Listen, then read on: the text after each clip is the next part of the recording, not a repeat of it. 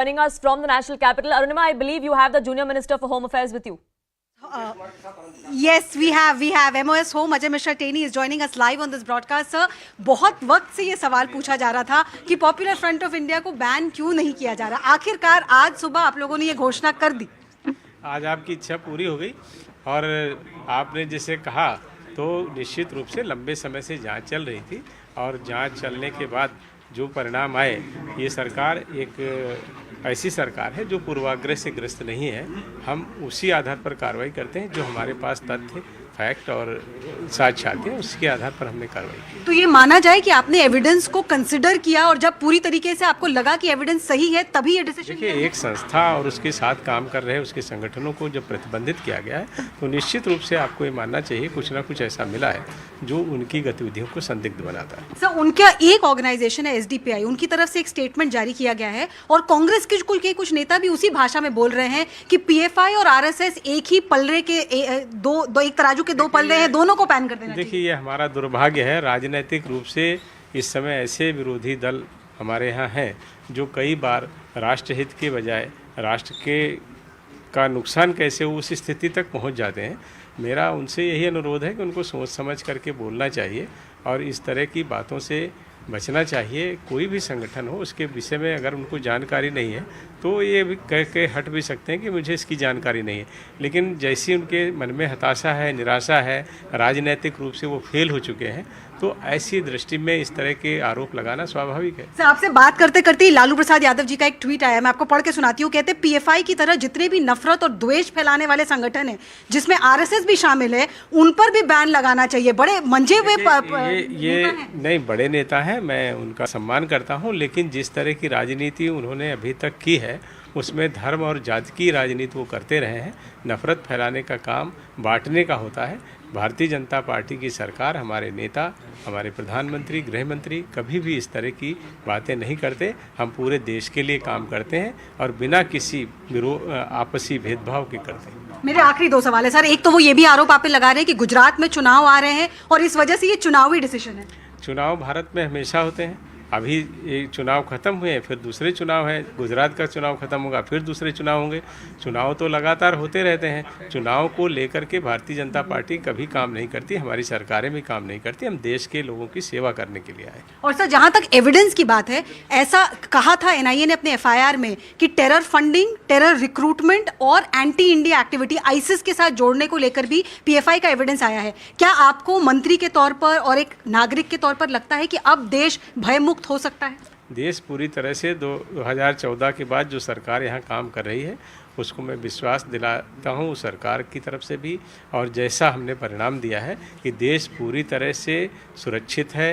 शांति व्यवस्था, आर्थिक ज़रूरतें, शिक्षा, चिकित्सा, सीमा की सुरक्षा, प्रत्येक क्षेत्र में हम आगे बढ़ रहे हैं और दुनिया में भारत के प्रति विश्वास बढ़ा है। बहुत बहुत शुक्रिया हमारे साथ बात करने के लिए। That was Ajay Mishra Teni, MOS Home, who was speaking to us about the evidence that they had against Popular Front of India and also what next and also the political attack that is happening on the government.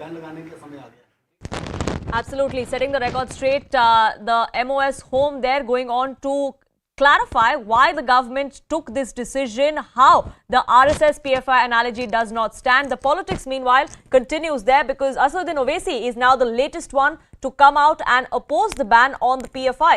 The AIMIM MP and chief of the party has now taken to Twitter where he says that the ban on the PFI cannot be supported. The manner in which the PFI has been registering its protest is something Owaisi was against. But he also says that the ban cannot be supported. Minimal words there coming to the fore from Asaduddin Owaisi, but making it clear that he is not in favor of this crackdown, of this 5-year ban that has been imposed on the Popular Front of India. Remember, several within the opposition have come out and accused the government of targeting Muslims, of targeting the community. Asaduddin Owaisi, now the latest to come out and oppose this ban. Swastika, my colleague, is with me for more on this. Now, Swastika, Asaduddin Owaisi has taken to Twitter to say that I cannot support this ban. Also going on to say that he does not necessarily agree with the manner in which the PFI was functioning. Absolutely, and first big reaction from MIM chief Asaduddin Owaisi. condemning the ban on PFI and also reiterating that it is a targeted attack on the Muslim community. He's saying PFI largely represented a lot of Muslim youth who were voiceless and as an organization to be blamed for handful activities of some individuals with alleged links with terror is something that is unjustified. That is what Asaduddin Owaisi goes on to say in his tweet. Rather controversial statement considering the fact that the MIM itself in its previous stand had condemned PFI's activities and has always decided to stay away from all the controversies, blaming PFI for larger killings that took place in Kerala, in Karnataka, in Tamil Nadu, some of which are the reasons why the organization has been banned. And Asaduddin Owaisi today goes on to say that if you liken an organization to its individual members associated with terror, that is something that is not fair on the other members who are associated with it, meaning that a lot of members, especially in Karnataka, Kerala, Tamil Nadu, that is where PFI 2006 came about in Kerala, a lot of the local residents there, majority of the Muslim population is associated with the Popular Front of India. And the sentiment that Asaduddin Owaisi is echoing is something that the BJP claims appeases to vote bank politics. Right now, Asaduddin Owaisi has also come out and made the similar RSS PFI analogy that many within the opposition are doing so. And if I may read what he has tweeted for our viewers, Asaduddin Owaisi says, and I quote, "How come PFI is banned but organizations associated with convicts of Ajmeri bomb blasts aren't? Why has government not banned right-wing majoritarian organizations?" So Swastika, he too drawing that parallel between the RSS and the PFI, even though he is not naming them. The fact that he speaks of the Ajmer Sharif bomb blast and the fact that an NIA court had convicted 3 RSS workers in that, it's clear who the message is hinted at. Absolutely. And the tweet he says, how come PFI is banned but organizations associated with the convicts of Ajmeri bomb blast aren't? Why hasn't government not banned? He's also said that these laws are being misused to arrest journalists and the likes of Siddiqui Kapan, where any activist or journalist is randomly arrested and takes 2 years to even get bail. So Muslims, what the basic sentiment that Asaduddin Owaisi here has echoed is, in a way, it's a paradoxical statement if one can put it that way, because in the past we have seen Mr. Owaisi disassociate himself with the PFI whenever the organization, radical Islamist organization, has found itself mired in controversies, whether it was related to the killings in Kerala, in Karnataka, in Tamil Nadu, on the basis of which the entire organization has been banned. Today you have MIM chief say that Muslims have spent decades in prison before being acquitted by courts, and I have opposed UAPA and will always oppose all the actions under UAPA. And it runs afoul the fact that the principle of liberty, which is part of the basic structure of constitution, is being violated. And he's saying that the ban on the PFI is draconian, and that is perhaps the essential highlight of the tweet that he has put out. They're also expecting Asaduddin Owaisi to interact with the media anytime now, but that is the first reaction from MIM chief, condemning the ban on PFI and saying the way India's electoral system is approaching fascism, every Muslim youth will be arrested with a PFI pamphlet under India's black law, which he calls UAPA. Back to you. Right, do stay on with me. Former DGP of Uttar Pradesh Vikram Singh also continues to be with us. And Mr. Singh, I'd like to get in your word on this, because it's one thing for politicians to make the RSS Popular Front of India analogy, but it's quite another for Mr. Owaisi to go on to say that this ban actually is a ban on any Muslim wanting to speak his mind. Well, the question to me? Yes, Mr. Singh. Yeah, well, Mr. Owaisi is a Muslim and he has all the right to speak whatever he likes to speak, and he keeps speaking, and no one stops him. He keeps expressing his point of view, and we have all regard for Muslims in the country. They are equal and the more professional citizen of the country today. So they have all the right to speak, but people who are involved in nefarious activities, or people who are involved in anti-national activities, or who are involved in terror funding and terror activities, they need to be tackled. I mean, whatever caste, color, creed, religion he belongs to. Right, Mr. Singh, he also goes on to talk of how, this is a misuse of the UAPA. It's a draconian law. They had opposed it when the amendment came up in the parliament as well. And under that provision, now this ban has been imposed on the Popular Front of India. And it's not just AIMIM. There are several within the opposition that have now come out and accuse the central government of Islamophobia, and they say that's the only reason why such a ban has been imposed on them, even though prima facie there seems to be mountain of evidence against the PFI. Well, the evidence aside, even opposition used to make hue and cry that why government is not banning PFI, why government is not taking action against PFI. There used to be opposition to hit this, to hit the government whenever any nefarious activity was done by PFI, whether in UP or in Rajasthan. So I should not see with the prism of the religion. They should see with the prism of terror activity and anti-national activity. Right, so the politics over that is only peaking as far as the crackdown and the ban on the Popular Front of India is concerned. Asaduddin Owaisi is the latest entrant into the list of opposition leaders who are questioning the central government.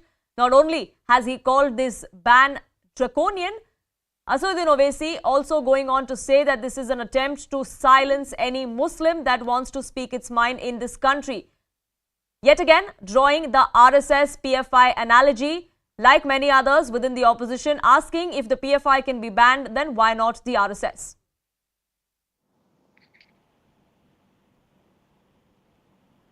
Vikram Singh continues to be with us, and Mr. Singh, sorry we had to interrupt you there.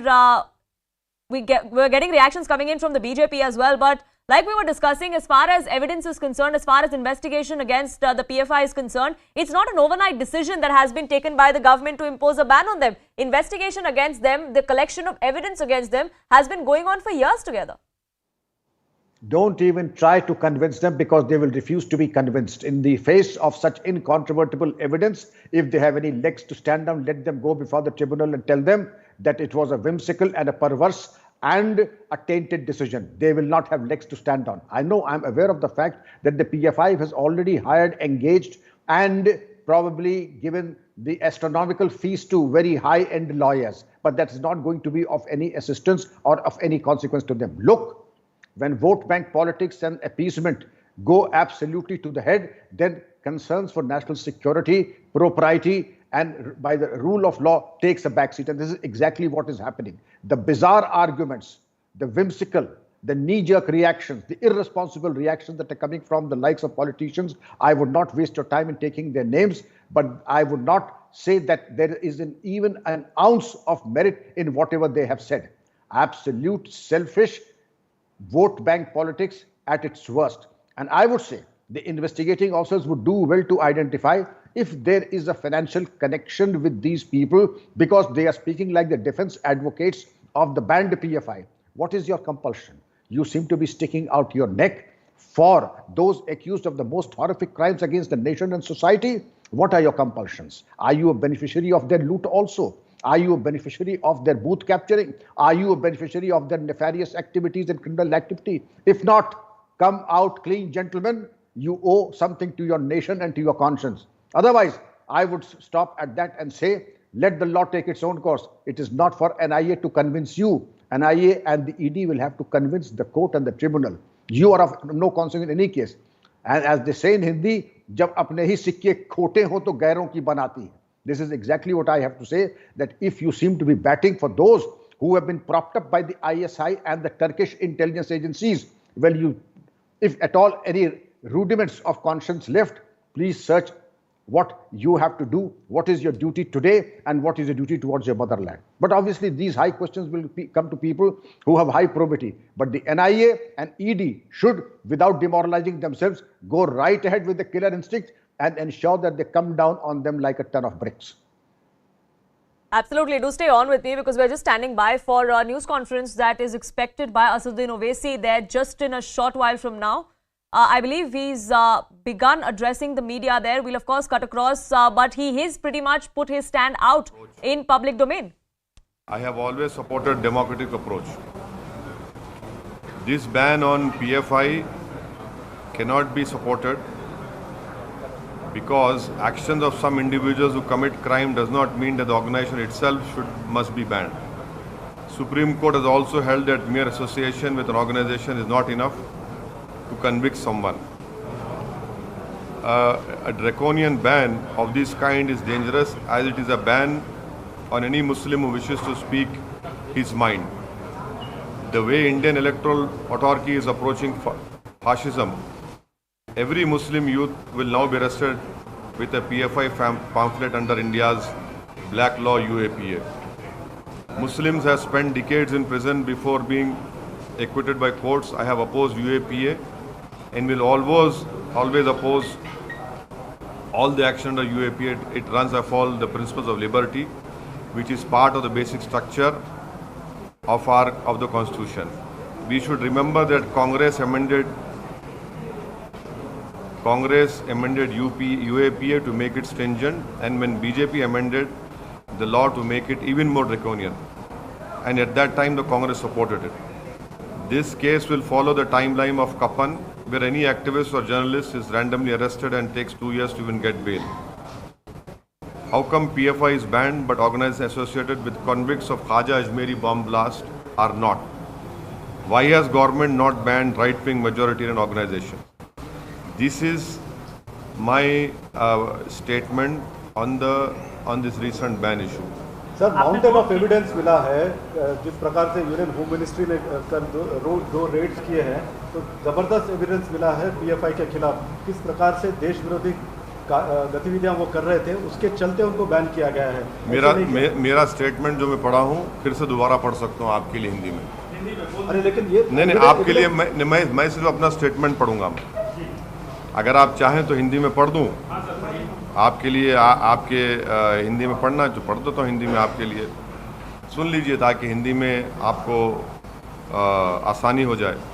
भाई sir, ये भी पूरा पढ़ के आपके जैसे homework करके किया गया था इसमें। हाँ जी ज़रूर सही है। मैं आपकी काबिलियत पे भरोसा नहीं कर रहा हूँ, बट लेकिन आप अपोज क्यों कर रहे हैं? नहीं वाइल सुनिए, सुन लीजिए ना। मैंने हमेशा पीएफआई की जो ये रेडिकल एक्सट्रीम अप्रोच है उसका हमेशा मैं अपोज किया हूँ और करता रहूँगा, चाहे कोई रेडिकल एक्सट्रीम अप्रोच अडॉप्ट करेगा।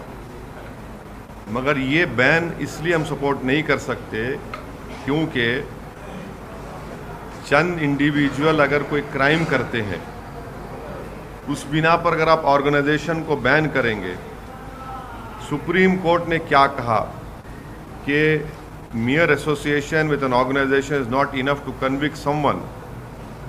ये जो ड्रैकोनियन बैन जो लगाया गया है ये मुस्तकबिल के लिए एक डेंजरस चीज़ है, क्योंकि आप ये कहना चाहेंगे कोई भी मुसलमान अपनी दिल में जो बात है, जहन में बात है वो ना करे।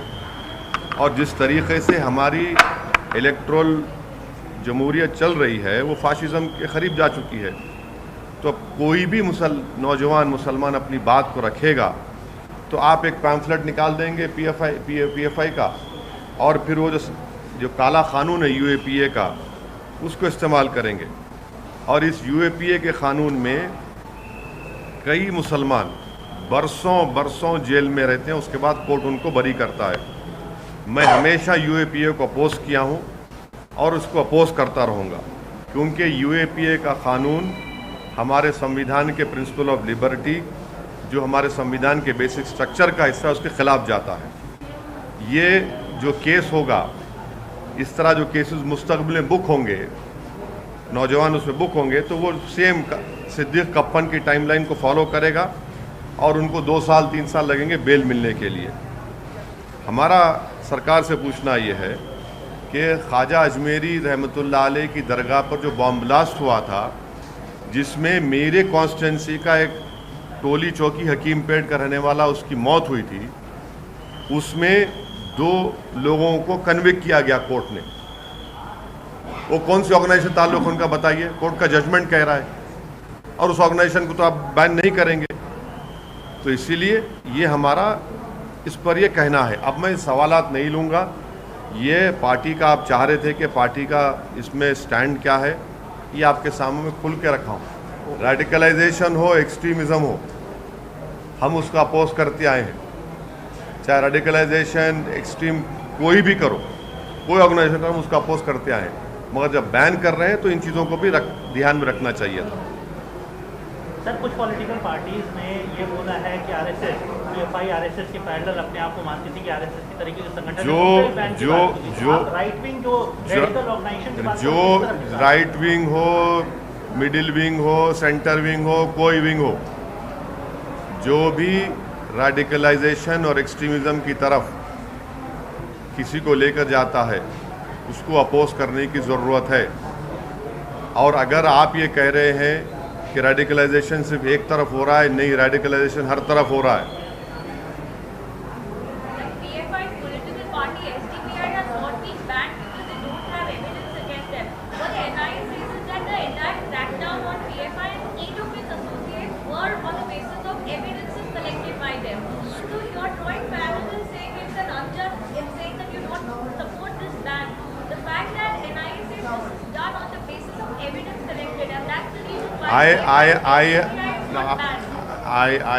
I would apologize to you.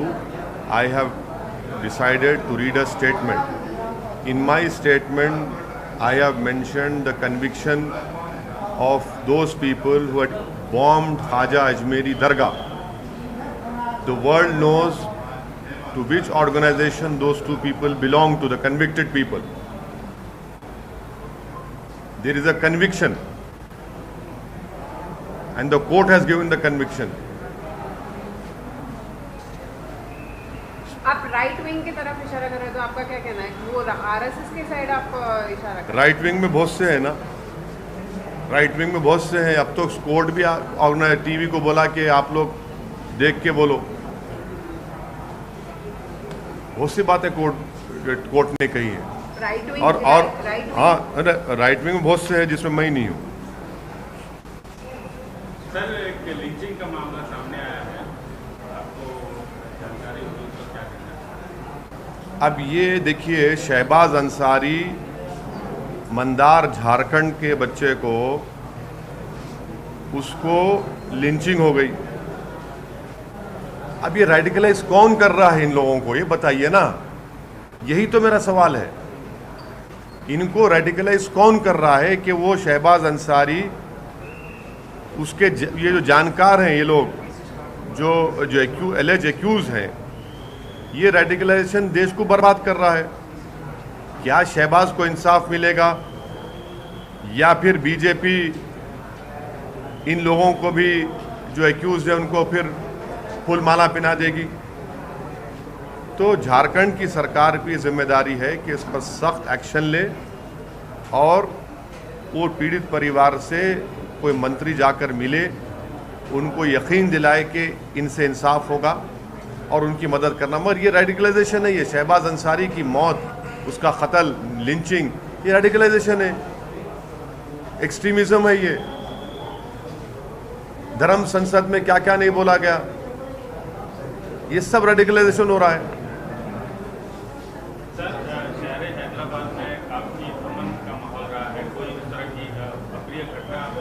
सालों से देखने को नहीं मिली है, लेकिन अभी 2 दिन पहले एक ऐसी घटना हुई कि दुर्गा माता के पंडाल में कुछ महिलाएं बुर्का पहने को गई। हाँ, तो आपको पुलिस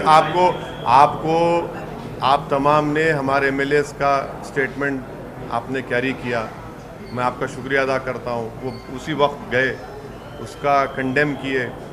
उन लोगों को इंस्ट्रूमेंट थे हमारे एमएलए, वो जो गंदी हरकत किए उनको अरेस्ट भी करवाए। पुलिस का स्टेटमेंट भी है, पुलिस को भी एक्शन लेना चाहिए, डीप जाना चाहिए कौन है। ठीक है sir, thank you. That was the AIMIM chief Asaduddin Owaisi there reacting to the ban on the Popular Front of India, not naming the RSS but asking why right-wing organizations, majoritarian organizations, are not being acted upon by the central government.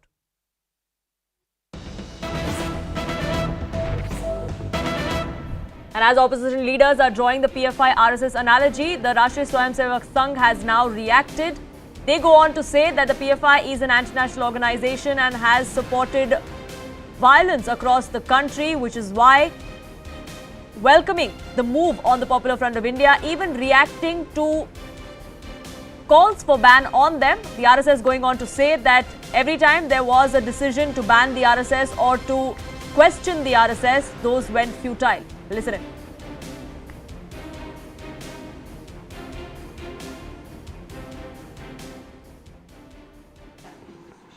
PFI राष्ट्रद्रोही, संविधान विरोधी, मानवता विरोधी, हिंसा का संगठन है।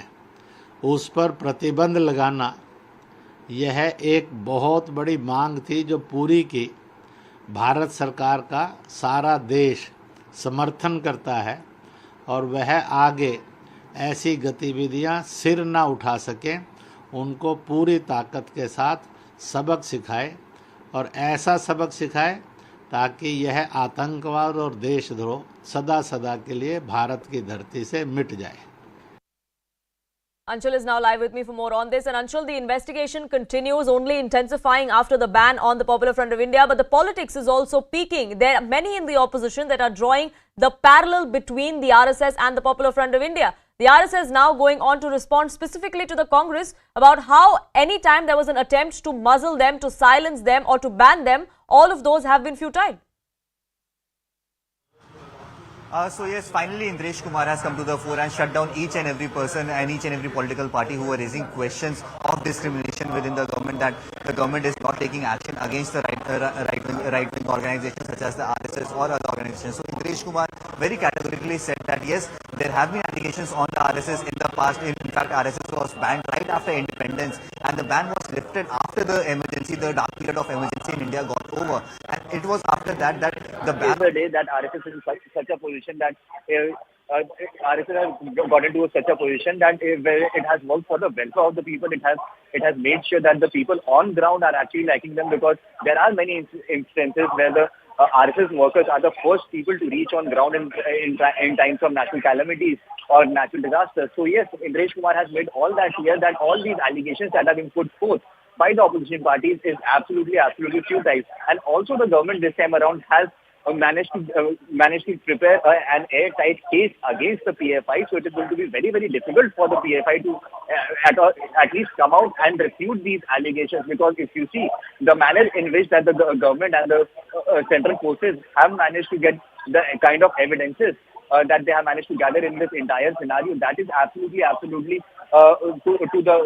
the T. And if you see the kind of evidences that have been gathered already, these documents of the 2047 target of the PFI, where they wanted to convert India into an Islamic state, or the evidences that have been collected from the Bihar office of the PFI, where it was made very probable that the attacks carried out in Gandhi Maidan in 2013 in the PM Modi's rally, that was also orchestrated by the PFI as well. So yes, it is going to be very, very difficult for the PFI to finally come out and refute these allegations. Also, at the location at which I am standing, this is said to be one of the most hotspot of PFI and all the activities that it used to do here, because it is the head office of the PFI, the national head office of the PFI is what we have been told, and it is from here only that all the funding that used to come here, that funding used to be distributed in the entire country as well. So yes, this is one of the most crucial locations in this entire investigation that has been going on in this case, and also many incriminating documents have been found from this office itself.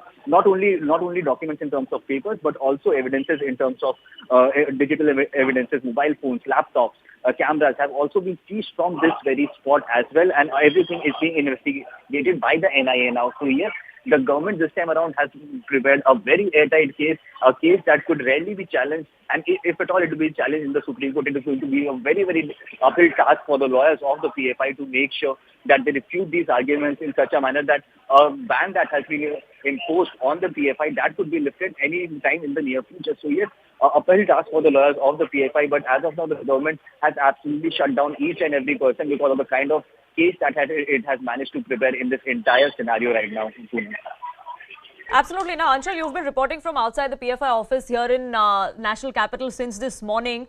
The office, of course, has been fortified. There have been security personnel that have been stationed there, and the office was sealed ever since the first round of raids that were conducted on Thursday, on the 22nd last week, isn't it?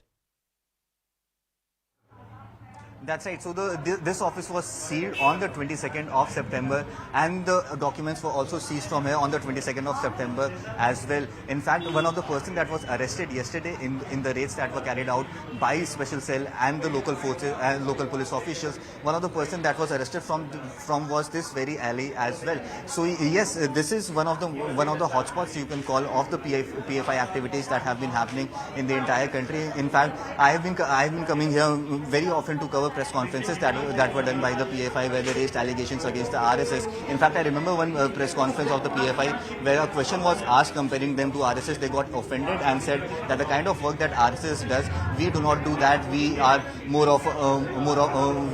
we go out and help people in terms of education and other things. But yes, in the raids, the kind of documents that have come out definitely tell a lot about the kind of work that PFI used to operate from these offices out here in Shaheen Bagh. Yes, it remains to be seen how does PFI respond to this, because it has been more than 12 to 14 hours since the Gazette notification has came out, and PFI or any organizations affiliated to it or any supporters of the PFI have not yet come out with a comment on this entire thing. So yes, it remains to be seen what is the future course of action that is going to be taken by these organizations. Or absolutely, and we here on CNN News 18 will keep a track of all of that. But stay on with me, Anshul, because the politics over this is only peaking. The Congress too now wading in, asking the same question that many within the opposition have now asked. Randeep Singh Surjewala of the Congress party, in fact, has now come out and said that even as the ban is in the right direction, when will the government now act against the other side of the same coin? Organizations close to the BJP RSS, communalism and hate in all forms is harmful to societal fabric and must be curbed. The RSS PFI analogy has been drawn once again by the Congress party. It was Congress's MP from Kerala that first made that comment this morning, a few hours after the ban came into effect against the Popular Front of India. That sentiment has been echoed by many within the opposition, including Asaduddin Owaisi of the AIMIM, Samajwadi Party, the National Conference as well. Congress once again asking if a ban on right-wing organizations is also in the offing. The BJP has hit right back at the opposition for drawing that parallel. CNN News 18 spoke to Junior Minister of Home Affairs a short while ago. He too came out and said that such comments should not be looked into. Pallavi, my colleague, is now with me for more on this. And Pallavi, the politics over this is only peaking. It was Congress's MP from Kerala that first made this analogy, a sentiment that seems to now have spread through the party as well as the opposition. Yes, so while the Congress is officially supporting a ban, the voices within the Congress party also now become, why should not, to use Randeep Surjewala's tweet, why should you not ban the other side of the same coin, which is the BJP and the RSS organizations which control them and the ones which are running their politics. Their allegation really, Poonam, is that it's equally divisive. It tries to spread communal hatred, and therefore similar action must be taken against them, and RSS too must be banned. Right, and Pallavi, this comes at a time when many in the BJP are accusing the Congress party, when they have been in power at the centre and of course in respective states, of going soft on organizations like the PFI, even their affiliates like the SDPI. I mean, the Congress was in power for 10 years, and that's exactly what the BJP was asking. I mean, every time the Congress is asking this question, why now and why only because elections are around the corner, the question which is being thrown back at them is that you had evidence. Why did you not bother to ban these kind of organizations when, for example, when Chidambaram was the Home Minister, and also when you were in power for 10 good years? So what's the point of today the Congress party questioning the timing of the ban on PFI? Right, Pallavi, thank you so much for getting us the very latest as far as reactions coming in from the Congress party is concerned. With that, it's a wrap from me on this edition. But lots more lined up for you on CNN News 18. Anusha joins you next.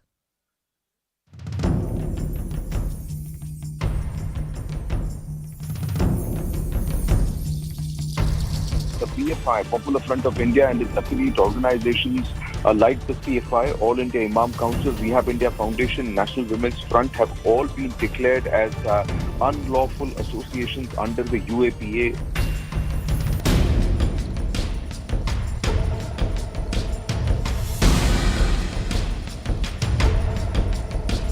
Popular Front of India and its affiliated organizations have been banned. Agencies are telling us that there is incriminating evidence. That's why these raids had to be conducted, and subsequently their ban was initiated by the government. State government took up this issue very seriously, and they were trying to mount a pressure on the central government to ban this organization. Very strong and concrete case has already been built by the central government against the PFI.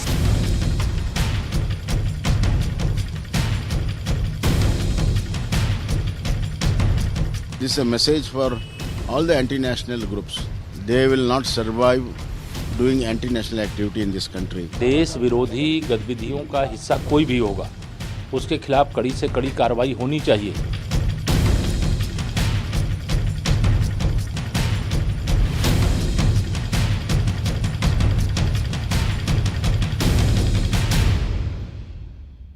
At the top of 2 p.m. once again a very warm welcome here on CNN News 18.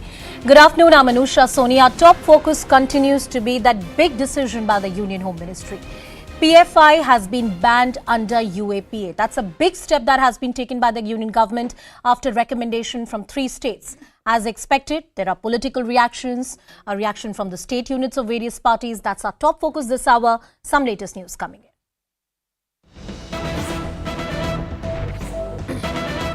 And the politics around the PFI ban continues. Karnataka Congress alleges that it was the BJP that patronized PFI and that link should also be investigated. That's the word really coming in.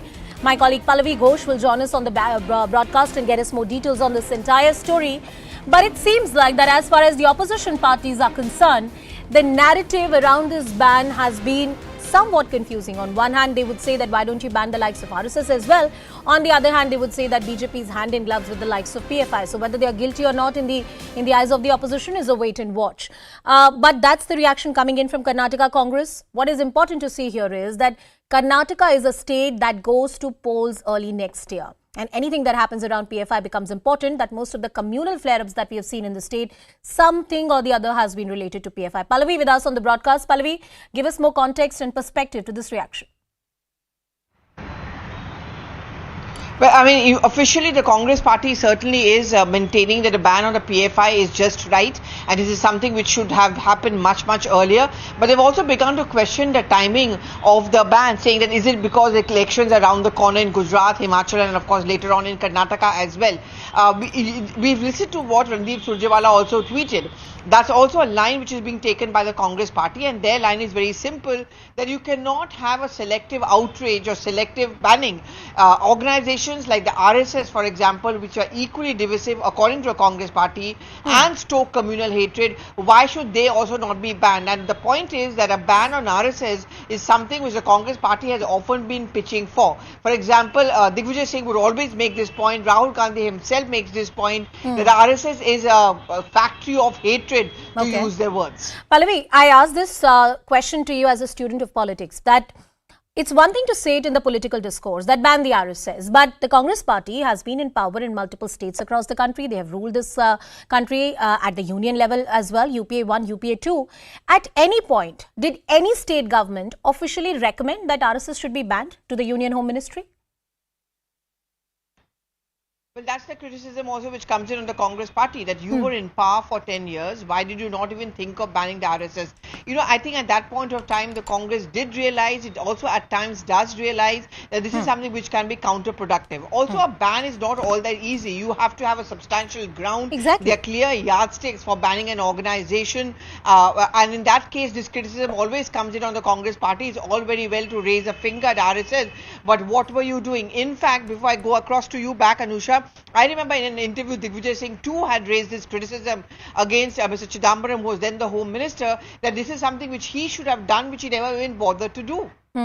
Interesting that they realized that in hindsight. Pallavi, I'll come back to you. We also have Mr. Sankar Guha of the Congress party with us on the broadcast. Mr. Guha, if one were to believe the analogy which is being drawn by the Congress party, that you're banning PFI, ban the RSS, you do have the state government in majority in the state of Chhattisgarh and various other states where perhaps you are in coalition. Will you make an official recommendation that ban the RSS, or this is merely political discourse and false analogies which are being drawn? No. What the party has said is take action on all such communalist or fundamental organizations I don't think anyone should have any issue with that. Hmm. Whoever is working against the interests of the country and our people, we should take action against them. There ends the matter. Now, this further extension is being added by the BJP just to communalize the issue. As I have always been telling you, or to any other channel that I speak, even in the morning when I spoke to you also, see, every issue in Karnataka or in India is communalized. It always becomes Hindu versus Muslim or Hindu versus somebody else. In this particular case, you have banned the PFI. If you find anyone else who is a fundamentalist, who is a radical, you have enough proof against them, ban them. Take action against them. Instead of talking and doing nothing. No, but that's what. No, Mr. Goa. Action has been taken. There were multiple raids across the country. There was evidence. Sir, actually, it's a double whammy. Had they gone ahead, and I'm just going to talk aloud with you. Think aloud with you. That had they gone ahead and banned the organization without doing their due diligence or without collecting evidence, without conducting raids, then the criticism would have been that you've banned them in haste. That would be challengeable in a court of law. Anusha, 45 murders in Karnataka over the last 3 years. Due diligence for such a long time till so many people died. So basically the Congress party supports the ban on PFI. Is that correct to say? Absolutely. We welcome that. Do a free and fair trial, punish everybody involved. As simple as that is. But Mr. Goa, would it be correct to say that there are some also, while you say that good that you have banned PFI and any such organization should be banned, there's also a caveat which is being added by various Congress party leaders who say, why don't you ban the RSS? Is that a caveat? I will not. No. Each one to his own. I will stick to what my president has said. As far as Karnataka is concerned, my leader, Shri D.K. Shivakumar, has made it very clear that he has welcomed this move. I will not go ahead. Each one to his own. Whoever has commented on any other organization, you should ask them. I will limit myself to this. No, I appreciate that you're taking a very clear line, Mr. Goha. Please stay with us on the broadcast. Mr. S. Prakash of the BJP is also with us on the show. Mr. Prakash, good afternoon. Thank you so much for joining us. Do you agree with this false analogy in many ways which is being drawn that RSS should also be banned if PFI has been banned? We have Mr. Sankar Goa of the Congress party, and in a very clear statement he has said that if you have evidence against the PFI, ban them, take action against them, and in a similar way take action against any kind of organization which is spewing communal hatred. No, Congress party is doing balancing act. They cannot antagonize their vote bank, so they drag RSS needlessly into it. The PFI is banned because they are anti-national. They are caught in many activities which is against the interest of the nation. Many illegal funding was traced. After detailed inquiry and investigation, the organization has been banned. Equating with a nationalist organization like RSS would only expose their own vulnerability. Mr. Prakash, if I'm correct, that the recommendation that went from the Karnataka state government to the Union Home Ministry went quite a while ago. Mr. Goha from the Congress party had a pertinent point to make. He said 45 murders, various other acts of violence for which PFI is allegedly responsible. There's also a statement from the Congress party which interestingly says that in some way there could be links between the BJP and the PFI. Respond to that, sir. No, as I said, the most irresponsible statement they are doing. It is that the Congress party was in hand in gloves with the PFI. Siddaramaiah withdrew 175 cases, with 1,400% were let off the hook. And they are answerable. It is not the BJP. Moreover, any ban to be imposed, you need a detailed justification in the court of law. And now the government is armed with evidences to justify their terror activities and terror funding. They can sustain the ban. Earlier, when it was banned by the Jharkhand government of Congress party, the court struck it down. So this cannot happen overnight. It takes time, and now the government has done it. We should all welcome it without any attaching any caste, religion, language to it. Okay, Mr. Goha, I'm asking you this question in the spirit that you're the opposition party right now in the state of Karnataka and also at the national level. What are the key questions that you have for the government right now? While you say that it's good that they've banned the PFI, if you have evidence, go ahead and prosecute them. What are the next few things that the opposition would be watching out for? And also, could you also respond to what Mr. Prakash said, that somewhere the Congress party is trying to do a balancing act at a time when national internal security is under threat? See, there is no balancing act when it comes to the nation. Whoever it is, X, Y, Z, without any doubt, they should be punished. National security is first. Nation first. I last. We follow that. There is no doubt in that. We are not going to question that. Let's be very clear on that. There is no balancing act here. Now, unfortunately, he doesn't have anything much to talk to. It's like beating around the bush. And secondly, you asked me something else. I was asking you that the ban has happened. You said that the PFI is responsible for multiple communal failures. On the ban, let us be very clear. We as a party welcome this move, and we don't want BJP is talking anymore. Get into action and punish the culprits. Don't communalize this issue. Okay. Don't use this issue to communalize. As simple as that. All right. You want to take action. You have enough evidence against whoever it is. Take action, punish them, bring them to the books of justice. Mr. Prakash, the suggestion or the criticism or the apprehension coming in from the opposition is that good, you've cracked down, but you're going to now use this for your own political benefits, for your electoral benefits, communalize the issue. That's what Congress is accusing you of. Respond to that. No, that is why this is nothing but a balancing act. When the national anti-national organization is banned, we should unequivocally condemn it. There is no ifs and buts and do this, do that. But this Congress party is holding back. We are not... No, now, it is out of syllabus for them. They are starstruck. They never thought that we would welcome this ban. Mr. Goa, I've taken your point. I'll take the closing comment from Mr. Prakash. That's all the time I have. Mr. Prakash, 30 seconds to you. No, the government of India is committed to snuff out all these anti-national elements, and they are going in the right direction. No communal feelings will be attached to it. Okay. It is only the national interest matters. Let us be very clear. The internal security of the country is paramount. The government has taken an action, and the BJP spokesperson says that there cannot be any communalization around the issues of national security. Thank you, Mr. S. Prakash and Mr. Sankar Goha for joining us on the broadcast. I'm cutting across to my colleague Anshul Singh, who's joining us live from the PFI office in Shaheen Bagh here in the national capital. Anshul, tell us about what has happened so far from the Shaheen Bagh office after the ban. What kind of activities or what kind of arrests or seizures that we have seen from that office in Shaheen Bagh?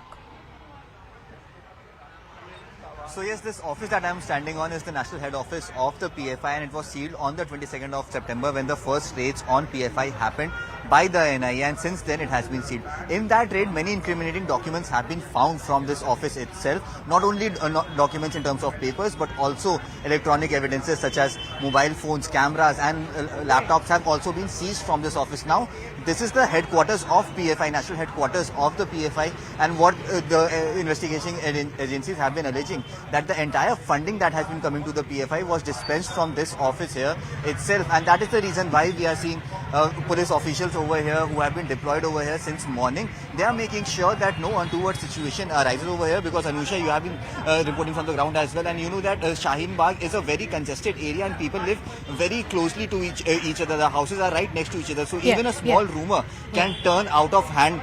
Situation can turn out of hand even on small rumors, but here the administration is taking each and every step that it could make sure that peace stays here, and any situation that could go out of hand could be doused at the earliest, and that is the reason why police has already been deployed over here since morning. Also officers, also a flag march was conducted over here just a few hours ago by the police, just to make sure and instill confidence amongst the locals that no untoward situation would happen in this area, and situation like the situation that we saw develop in Kerala on the evening of 22nd of September or the 23rd of September, that sort of situation doesn't arise. Also, drone monitoring is happening in this area. So yes, administration is taking each and every preventive step that it could take to make sure that no untoward situation arises in this area, especially this area of Shaheen Bagh.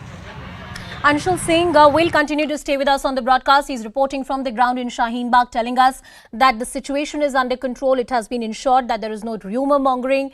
Proper action is being taken at the PFI office, and as expected through the day, we had a lot of political reactions coming in on the story from the opposition leaders, from various leaders from across different party lines in different states. Listen. Bans really have not worked in the past.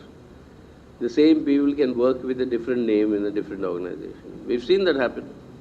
they'll have to stop, and that sort of an atmosphere must not be created and nurtured with patronage.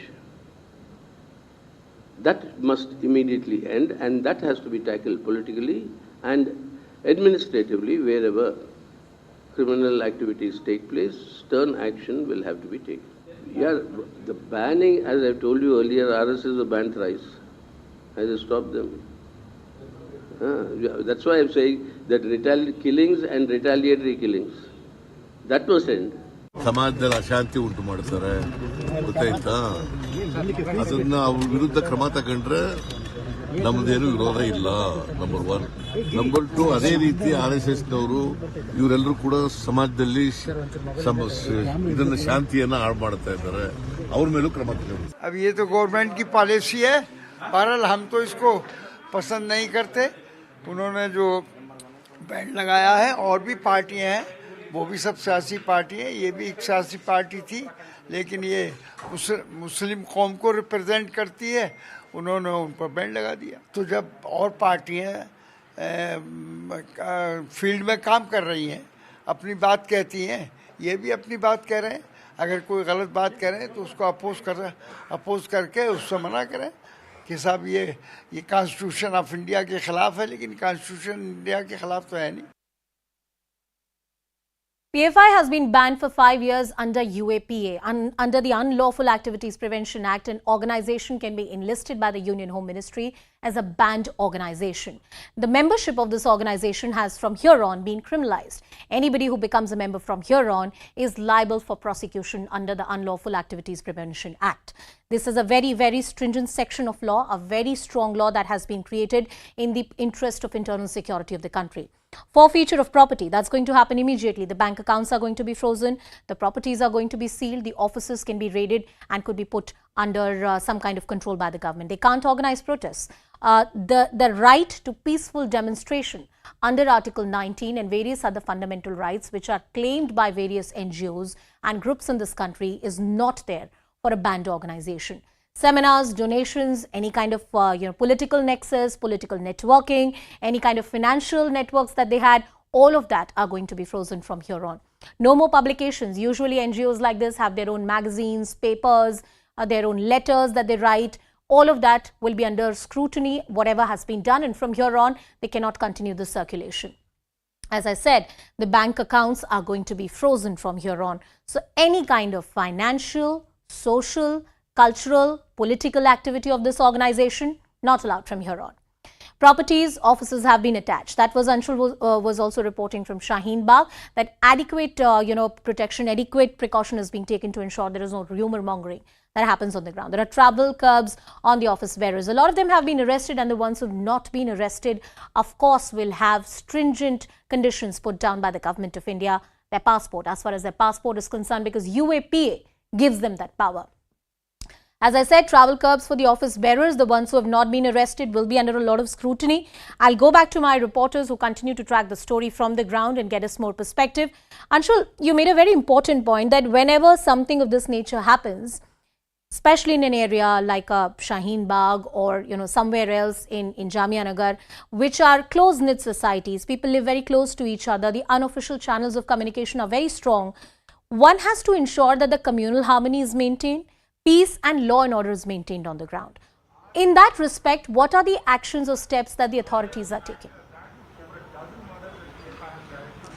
So yes, since morning, police has already been deployed over here. They are making sure that no one is allowed to gather in and around the PFI office that has been sealed, because remember, if a crowd gets over here, it gets very difficult to manage these crowds, and hence police has already been deployed over here just to make sure that people who are standing here just to get a sense of things, they are also not allowed to stand here and get an idea of what is happening over here, because that could actually inflate the situation over here. Also, administration approximately 10 days ago had itself impose Section 144 in this entire area of Jamia Nagar and Shaheen Bagh for the next 2 months, making sure that no one is allowed to carry out any sorts of protests or marches in this area. Also, Jamia Millia Islamia University, which is said to be one of the strongholds of the student organizations of the PFI, they have also issued a circular that that teachers or faculties or students are not allowed to gather inside or outside the campus for any sort of protests or marches, and if they gather, then Delhi police is liable to take any action against them, and the university won't come to the forefront to defend them. So yes, all these directions have been given to each and every person. Also, a circular has been issued to the Delhi police in which they have been, or a notification has been issued to the Delhi police in which they have been asked to keep an eye on each and every sympathizer of the PFI who have still not been arrested, or they, due to lack of evidence, they could not be taken into custody by the police. So yes, the police is making sure, the administration is making sure that each and every angle in this entire controversy is covered, so that no untoward situation rises at any point in time, because this is a very closely knit area, and any rumor that can actually create unrest in this entire area, and situation could go out of hand very easily. Also, drone monitoring has been happening since morning. After every few hours, we are seeing drones flying over here, just trying to make sure that people are not gathering anywhere in this entire area, or trying to make any sort of plan, or so that peace and harmony could be disturbed over here. Flag marches have been carried out by the administration, trying to assure the locals that yes, police is very, very vigilant, and they wouldn't allow the situation to get out of hand. So yes, administration is absolutely vigilant, making sure that no untoward situation arises over here, and people living in this area do not face any difficulties because of any unrest that could actually happen in this area after the PFI has been banned by the central government this morning. All right, Anshul, as you get us all the details on that very important story. Not just Anshul, our team of reporters continue to track the story from every nook and corner of the country. Multiple locations, multiple offices of the PFI have been raided, sealed by the respective authorities. More importantly, arrests earlier that were made. And the biggest concern that my colleagues were pointing out is that to ensure there is no law and order situation, no communal flare-ups which are seen by rumour mongering. Our reporters will continue tracking that big story right here on CNN News 18. First up, some reactions coming in, political reactions coming in. Let's listen in to Mr. Owaisi. While I have always opposed PFI's extreme and radical approach, I have always supported democratic approach. This ban on PFI cannot be supported because actions of some individuals who commit crime does not mean that the organization itself must be banned. Supreme Court has also held that mere association with an organization is not enough to convict someone. The way Indian electoral authority is approaching fascism, every Muslim youth will now be arrested with a PFI pamphlet under India's black law UAPA. How come PFI is banned but organizations associated with convicts of Khaja Ajmeri bomb blast are not? Why has government not banned right-wing majoritarian organizations? PFI का जांच हो रहा है और PFI के तरह जितने भी संगठन हैं इंक्लूडिंग RSS सब पर प्रतिबंध लगाइए और जांच करिए, कुछ मिले तो कार्रवाई करिए। तो आपका कैसा शासन है कि आपके शासन में हर तरह से इस तरह की बातें आती हैं और एक बजा बजाते रहते हैं टीवी पर रोज। ये बजा बजा रहे हैं तो PFI का एक हुआ दिखा रहे हैं लोगों के ऊपर। तो सबसे पहले RSS पर बैन करिए RSS को। No, we are demanding RSS also banned. No, PFI banning is not a remedy. So the majority RSS also highlighting these communalism throughout the country. So Hindu communalism, RSS is spreading everywhere. So RSS and PFI both are equal. So government should ban both. Why only PFI? RSS also doing the majority communalism. So that's why government of India should ban both. Otherwise no result. Ban करते वक्त और चीज़ों की तरफ भी देखना चाहिए। बहुत सी एक्टिविटीज़ RSS की एंटी नेशनल एक्टिविटीज़ हैं, हिंदू राष्ट्र की बात की जा रही है। वो जो कुछ धर्म संसद हो रहे हैं, गुरु जी बोल रहे हैं कि यहाँ मुसलमानों को और सिखों को क्रिश्चियंस को वोटिंग राइट नहीं होगा, इस तरह के कुछ चीज़ें आ रही हैं सामने, तो उनकी तरफ भी देखना चाहिए। वो भी एंटी नेशनल एक्टिविटीज़ हैं। और दूसरी चीज़ ये है कि मुल्क जो है सेकुलर थॉट के बगैर ज़िंदा नहीं रह सकता है। हमारी मुल्क की जो लाइफ लाइन है वो सेकुलर है। जब तक हर एक धर्म को, हर एक आदमी को अपना धर्म चलाने की इजाज़त नहीं होगी अपने उस हिसाब से, तब तक ये मुल्क नहीं बचेगा। We're slipping into a very short break, but don't forget to vote for your favorite sports person. The athlete you feel deserves to be the Indian of the Year sports. Just go to indianoftheyear.com and cast your vote. Alright, we'll continue tracking all the stories here on CNN News 18, slipping into a very short.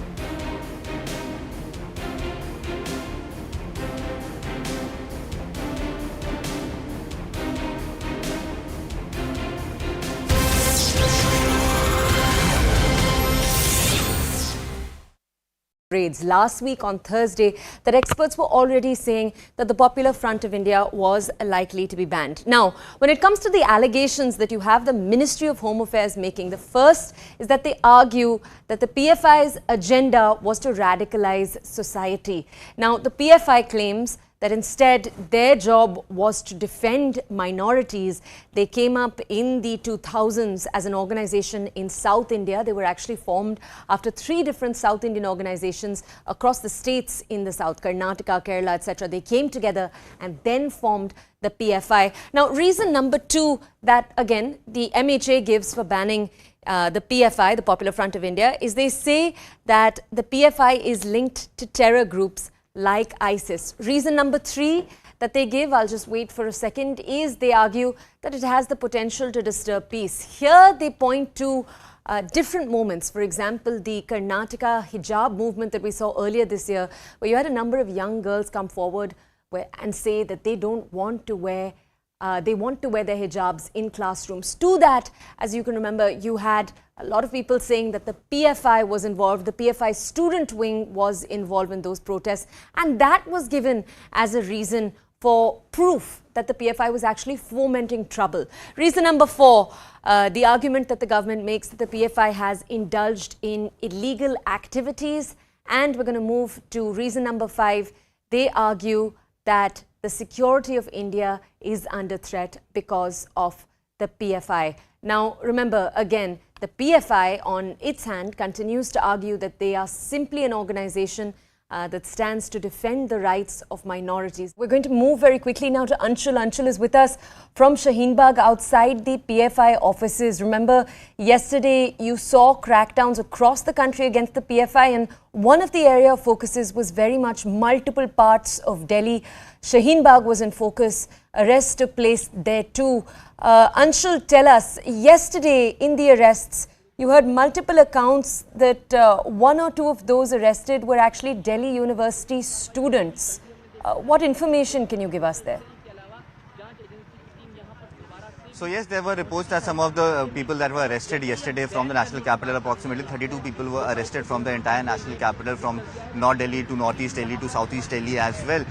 But yes, there were accounts that some of them were students. But yes, the kind of evidences that the police has provided definitely tells a lot that they were actually not involved in studying in those universities, and that is the reason why they were arrested by the police. Some of them were taken into preventive arrest as well by the special cell and by the Delhi police. Eventually, they were handed over to the NIA for further investigation.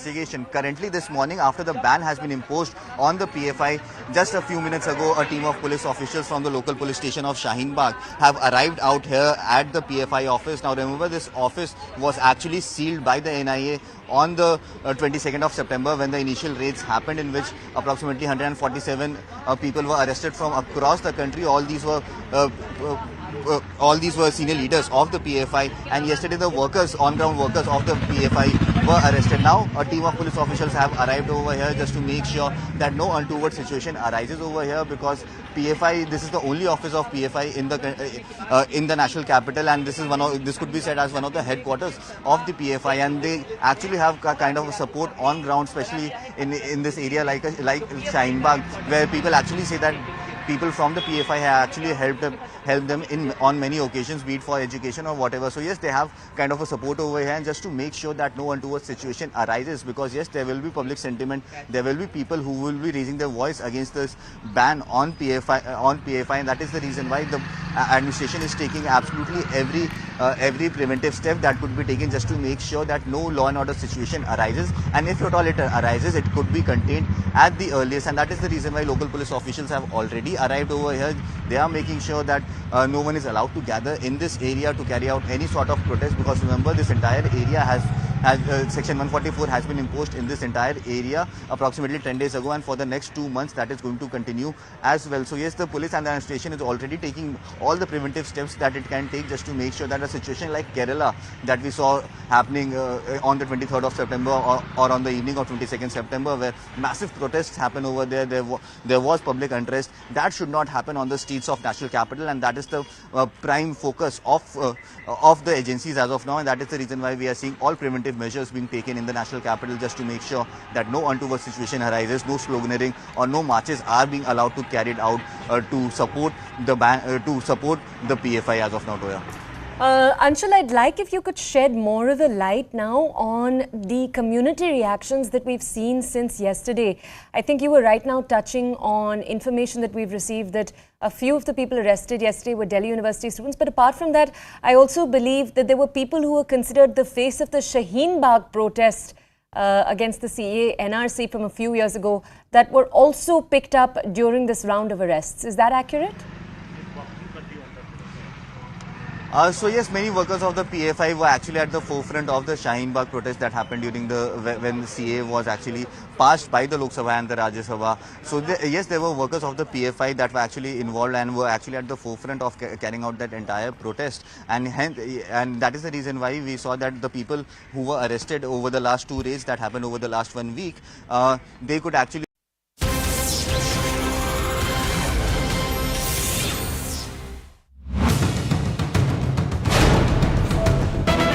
This is big, ladies and gentlemen. Just as the ban looked imminent, the ban has happened. The PFI, Popular Front of India, and its affiliate organizations like the CFI, All India Imam Council, Rehab India Foundation, National Women's Front have all been declared as unlawful associations under the UAPA. It speaks about how proscribed organizations like JMP, which are a terror organization, very recently in Bhopal, we've seen it conspiring against India, and the charge is that PFI was colluding with organizations like this, and that is one of the key reasons why finally under UAPA Section 3 and 4, the decision to declare it unlawful and its affiliates have been taken.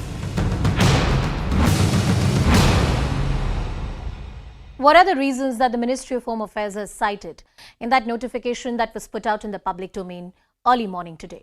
PFI is illegal, unlawful. Why so, and what led to the 5-year ban under the Unlawful Activities Prevention Act? First of all, there's a secret agenda to radicalize the society.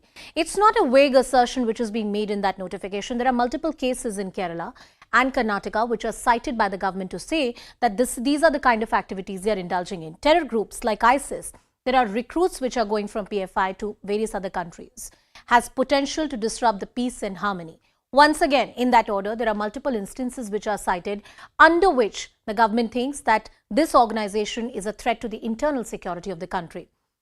They've also indulged in illegal activities. Of course, when you do recruiting for terror and there is illegal funding coming from different channels, that's what you're doing.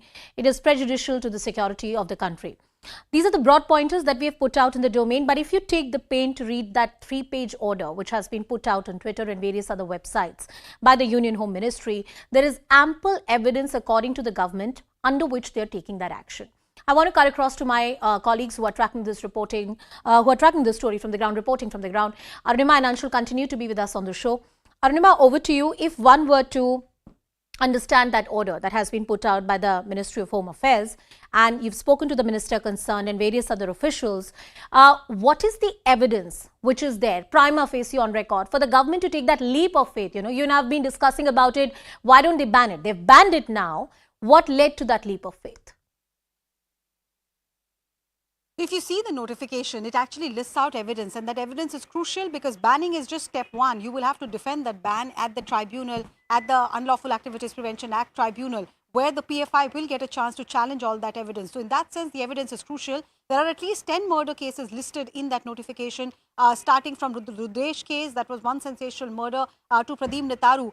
There are various cases from Karnataka, Kerala mainly, which have been listed. There is evidence that the notification put out about ISIS links of Popular Front of India. There are allegations that ISIS members who were fighting in Syria and in Afghanistan were recruited by Popular Front of India, that they were getting money, and that money was also being channelized for terror funding. So those are the allegations. And now we've just accessed a dossier that the Ministry of Home Affairs had prepared before going ahead and banning this organization. And prior to that, by arresting, putting into detention the entire top leadership. If you give me a moment, I will just read out the three top people, top functionaries of PFI who are under scanner. Why are they under scanner? What is it that they're doing? They seem to be perfectly normal people in the daytime, carrying out jobs, like the chairman of PFI, Owaisi Salam. He's an employee of the Kerala State Electricity Board. He was an employee till 2020 when he was suspended after he was made a chairperson of the PFI. So he was a State Electricity Board employee. There are cases against him dating from 2004, 2005. These were cases which were registered at Mallapuram. Yeah. And he has held positions in 2017. He was the district committee member associated with various organizations in 1991. The Social Reform All India Milli Council, also the PFI National General Secretary from 2007 onwards. So that's the chairman, Owaisi Salam. The other name that you keep hearing is P. Koya. Every time any of us, all of us who are in the media, run a news on PFI, the first person to knock on our door is Mr. P. Koya. He handles the media wing as well. National Executive Council member, active CME worker, and he was an Ansar in CME till 1979. Then he went to Qatar and he worked there. Now when he has come back, he is an active person who has held the position of NEC member from 2020 to 2022. He's the National General Secretary of the NCHRO. He's holding various other offices. So that's P. Koya. That's the second man. Then there is Anis Ahmed. These are all founder members of Popular Front of India. And it is their action which has, as per the agencies, resulted in so many acts of murder and conspiracy, terror conspiracy, especially down south. All right, Arunima getting us all the details on that very important story. Anshul also continues to be with us on the broadcast.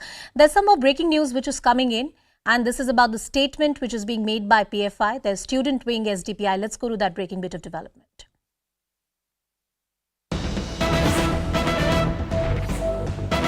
And SDPI slams the ban on PFI as expected. It calls it an undeclared emergency by the union government and says it's a direct attack on democracy. Anshul Singh with us on the broadcast. Anshul, some big words used in that statement, but the reaction on the expected lines. So yes, the reactions are on the expected line. We were expecting some sort of reaction coming in from the SDPI. Now, since SDPI has still not been banned by the government, they have now finally come out and reacted to this. In fact, the national president, MK Faizi, has come out and said that the manner in which the BJP government is operating is absolutely undemocratic, and they are trying to muzzle any voice that is being raised against the government, and hence they have called for all like-minded parties to come together and stand against the policies of the central government and make sure that democracy prevails in the country. And not only the SDPI, but yes, today from JNU, what we are also picking up, that All India Student Association, AISA, the student wing of the left organization, has also called out for a protest inside the JNU campus, although they haven't mentioned that it is actually against the PFI ban. But yes, in the protest call, they have said that the protest is against the illegal arrest, as they claim, of Muslims in the national capital, in the entire country, by central investigating agencies, and they will be burning effigies over there. So yes, the left parties are now coming forward. The SDPI has now finally come forward and said that they would call for a protest against this and have asked for all the like-minded parties to come together and stand against the BJP and make sure that this ban that has been imposed on the PFI is lifted at the earliest, Anusha. Anshul Singh reporting from the ground. Arunima getting us all the updates about what she's hearing from the Union Home Ministry. To what extent does the ban really stand and how it could be challenged at a tribunal as well. We're getting you ground reports from different parts of the country, and this one is by my colleague Ritu from the state of Karnataka. Have a look. Ministry of Home Affairs bans a PFI organization, but we're right now in the Benson town where happens to be the PFI state head office here. So this is the office which is located in the first floor of this building, where there is to be a cruise of the PFI leaders across the state and from also outside the state. So they used to come and visit this organization, as this happens to be the head office. Muslim organizations from the Kerala, Tamil Nadu and Karnataka came together and formed PFI organization. Have been seen to be working actively in the southern Karnataka, but yes, now what there are also political reactions that are pouring in after the ban of the PFI organization. So Congress leaders say that any anti-national organization carrying unlawful activity must be banned, whether it is RSS or PFI for that matter. But yes, BJP leaders have welcomed this move of the central government, as the state government was under scanner after the Praveen Natharu murder case. As said here, this particular office in some time now, they'll also be, as per the order, they will take up the sealing process as well. In an early morning notification, Ministry of Home Affairs has put a ban on Popular Front of India. Well, I'm standing outside the state office of this particular organization, and you can see the lock on the passage that has been put on this particular door. This ban, in fact, is coming after the developments where we got to know that investigating agencies have raided several offices of Popular Front of India. In fact, several leaders were arrested because of their alleged involvement in unlawful activities. And if I can show you these messages, these posters, you can see ED RSS ko hathiyar banana band karo, rashtravyaapi virodh pradarshan. So these were the kind of activities that PFI used to get involved in, and that's the reason why a ban has been put on this particular organization. Also, we have been given to understand the office bearers of Popular Front of India used to sit on the third floor of this particular building. And as far as Rajasthan is concerned, so this organization was very much crucial, because we have seen a lot of politics over Popular Front of India in the past few months, where BJP in fact alleged that Congress is somewhere promoting the public meetings of this particular organization. And the Karnataka Congress keeps up the heat on the centre, says PFI and SDPI are like two sides of the same coin. Why BJP government did not raise the issue about SDPI, an organization which is more active in electoral politics? The Congress party further claims that SDPI and BJP have a birth alliance, quote unquote. NIA has to investigate this entire angle. Once again, the allegation is that there are some kind of alleged links between the wings of the PFI and the BJP. Ritu with us on the broadcast. Ritu, tell us more about the statement of the Congress party.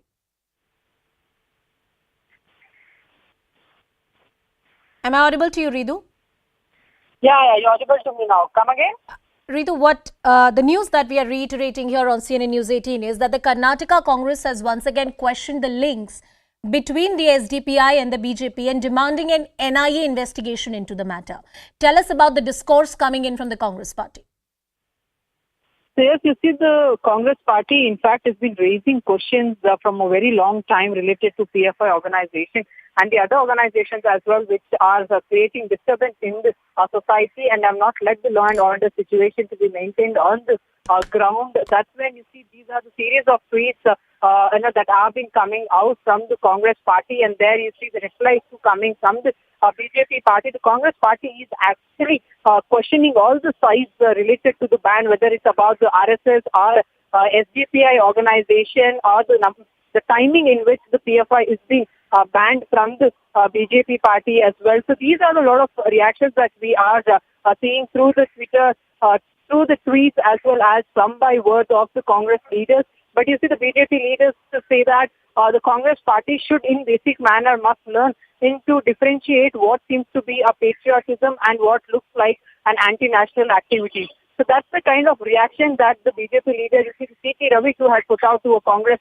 leaders and the party as a whole, saying that one organization that they are talking about, RSS organization, for to be banned, is an organization which completely is in a society to serve people, and in nowhere is linked to any case. But because Congress party has not found anything else, they are now wrapping this issue. All right, Ritu, thank you so much for getting us all the details on that very important story. Well, we'll continue tracking all this and much more here on CNN News 18. The story around PFI and finally the ban by the union government is our top focus. Before we go into the break, as part of our Rakho Do Kadam Aage initiative with Google, we are raising awareness on how to stay safe on the internet and bringing to light the various types of financial frauds that you might come across with. What to do when you suspect an online fraud. Watch this video. What to do when you suspect fraud? Do not click any unknown link. Notify your bank immediately. The longer you take to notify your bank, higher the chances of loss. Internet safety के लिए रहो 2 कदम आगे. Issued in public interest by Google and News 18 Network.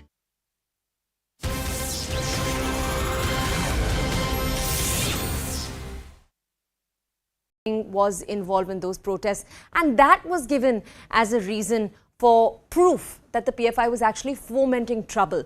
Reason number 4, the argument that the government makes that the PFI has indulged in illegal activities. And we're going to move to reason number 5. They argue that the security of India is under threat because of the PFI. Now, remember, again, the PFI on its hand continues to argue that they are simply an organization that stands to defend the rights of minorities. We're going to move very quickly now to Anshul. Anshul is with us from Shaheen Bagh outside the PFI offices. Remember, yesterday you saw crackdowns across the country against the PFI, and one of the area of focuses was very much multiple parts of Delhi. Shaheen Bagh was in focus. Arrests took place there too. Anshul, tell us, yesterday in the arrests, you heard multiple accounts that 1 or 2 of those arrested were actually Delhi University students. What information can you give us there?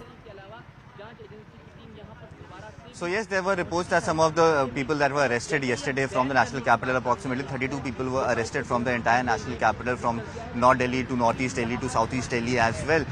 But yes, there were accounts that some of them were students. But yes, the kind of evidences that the police has provided definitely tells a lot that they were actually not involved in studying in those universities, and that is the reason why they were arrested by the police. Some of them were taken into preventive arrest as well by the special cell and by the Delhi police. Eventually, they were handed over to the NIA for further investigation. Currently, this morning, after the ban has been imposed on the PFI, just a few minutes ago, a team of police officials from the local police station of Shaheen Bagh have arrived out here at the PFI office. Now, remember, this office was actually sealed by the NIA on the 22nd of September when the initial raids happened, in which approximately 147 people were arrested from across the country. All these were senior leaders of the PFI, and yesterday the workers, on-ground workers of the PFI were arrested. Now a team of police officials have arrived over here just to make sure that no untoward situation arises over here, because PFI, this is the only office of PFI in the national capital, and this could be said as one of the headquarters of the PFI, and they actually have a kind of a support on ground, especially in this area like Shaheen Bagh, where people actually say that people from the PFI have actually helped them on many occasions, be it for education or whatever. So yes, they have kind of a support over here, and just to make sure that no untoward situation arises, because yes, there will be public sentiment, there will be people who will be raising their voice against this ban on PFI, and that is the reason why the administration is taking absolutely every preventive step that could be taken just to make sure that no law and order situation arises, and if at all it arises, it could be contained at the earliest. And that is the reason why local police officials have already arrived over here. They are making sure that no one is allowed to gather in this area to carry out any sort of protest, because remember, this entire area has Section 144 has been imposed in this entire area approximately 10 days ago, and for the next 2 months that is going to continue as well. So yes, the police and the administration is already taking all the preventive steps that it can take just to make sure that a situation like Kerala that we saw happening on the 23rd of September or on the evening of 22nd September, where massive protests happen over there, there was public unrest, that should not happen on the streets of national capital, and that is the prime focus of the agencies as of now, and that is the reason why we are seeing all preventive measures being taken in the national capital just to make sure that no untoward situation arises, no sloganeering or no marches are being allowed to carried out to support the PFI as of now, Toya. Anshul, I'd like if you could shed more.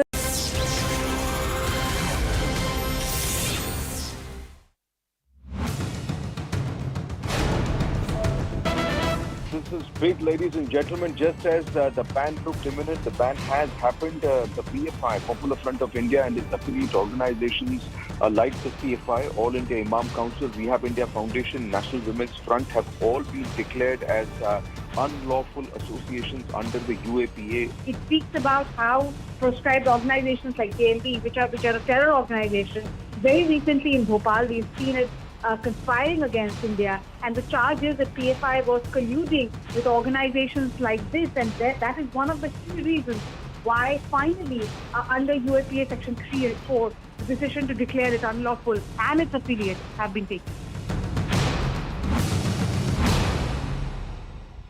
Well, we've been hearing a lot of political statements after the decision to ban PFI was done. But once you sieve through these political statements, the key question that emerges most substantially is that what is the evidence? What is the incriminating proof that the government of India really has? IED making documents recovered from UP PFI leader. These are all the things that were collected in multiple raids by the agencies, and they are going to be very, very crucial in establishing this case in a court of law. Marine radio recovered from SDPI chief in Tamil Nadu. These are devices which have been recovered from the offices. Swords, weapons at Maharashtra PFI president's home, the other set of recoveries. Cash which has been seized from the Bengaluru PFI leader. About 100 arrests that have happened, multiple locations across the country that were searched. Information has been thin because this is a case pertaining to internal security. So it's only very limited information through way of sources that has really come out in the public domain. But apart from what is being said in that order that Arunima was earlier talking about, these are the recoveries that we know of. Some more breaking news coming in.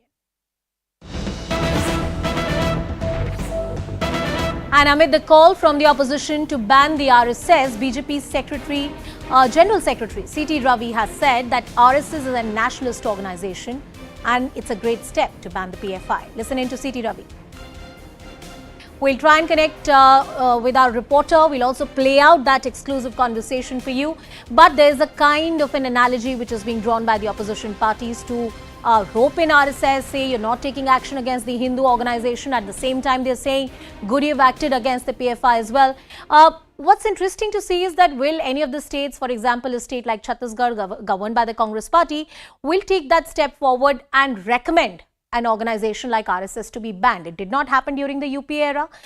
No kind of recommendation has been seen from various state governments which are Congress-ruled states in the country.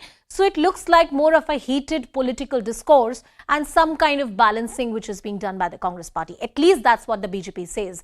Ritu with us on the broadcast. Ritu, tell us more about what C.T. Ravi is saying. Yes, so you see what the C.T. Ravi has to say on the kind of questions that the Congress party is raising right now in the Karnataka in the sense of the timing of the ban of the PFI organization. One, secondly, why not a ban on the organization like RSS, which the Congress party claims that they also are equally part of creating disturbance in the society. And the third point that the C.T. Ravi is also trying to highlight on what the Congress party have to say of PFI and the SDPI being the two faces of the same coin, and while the PFI is being banned, why not the SDPI? So all these kind of questions that the Congress party is raising in the Karnataka, C.T. Ravi says questions, in fact, the Congress party saying that why not the Congress party think about it. And clearly these are the voices coming in from the BJP. The political discourse on the expected lines, what is more important is to focus on that investigation, the evidence on record, and is there a watertight case for the agencies to prove before a court of law. We'll continue tracking that and much more here on CNN News 18. Right now, it's a wrap from my side. Greha will be with you in a few minutes.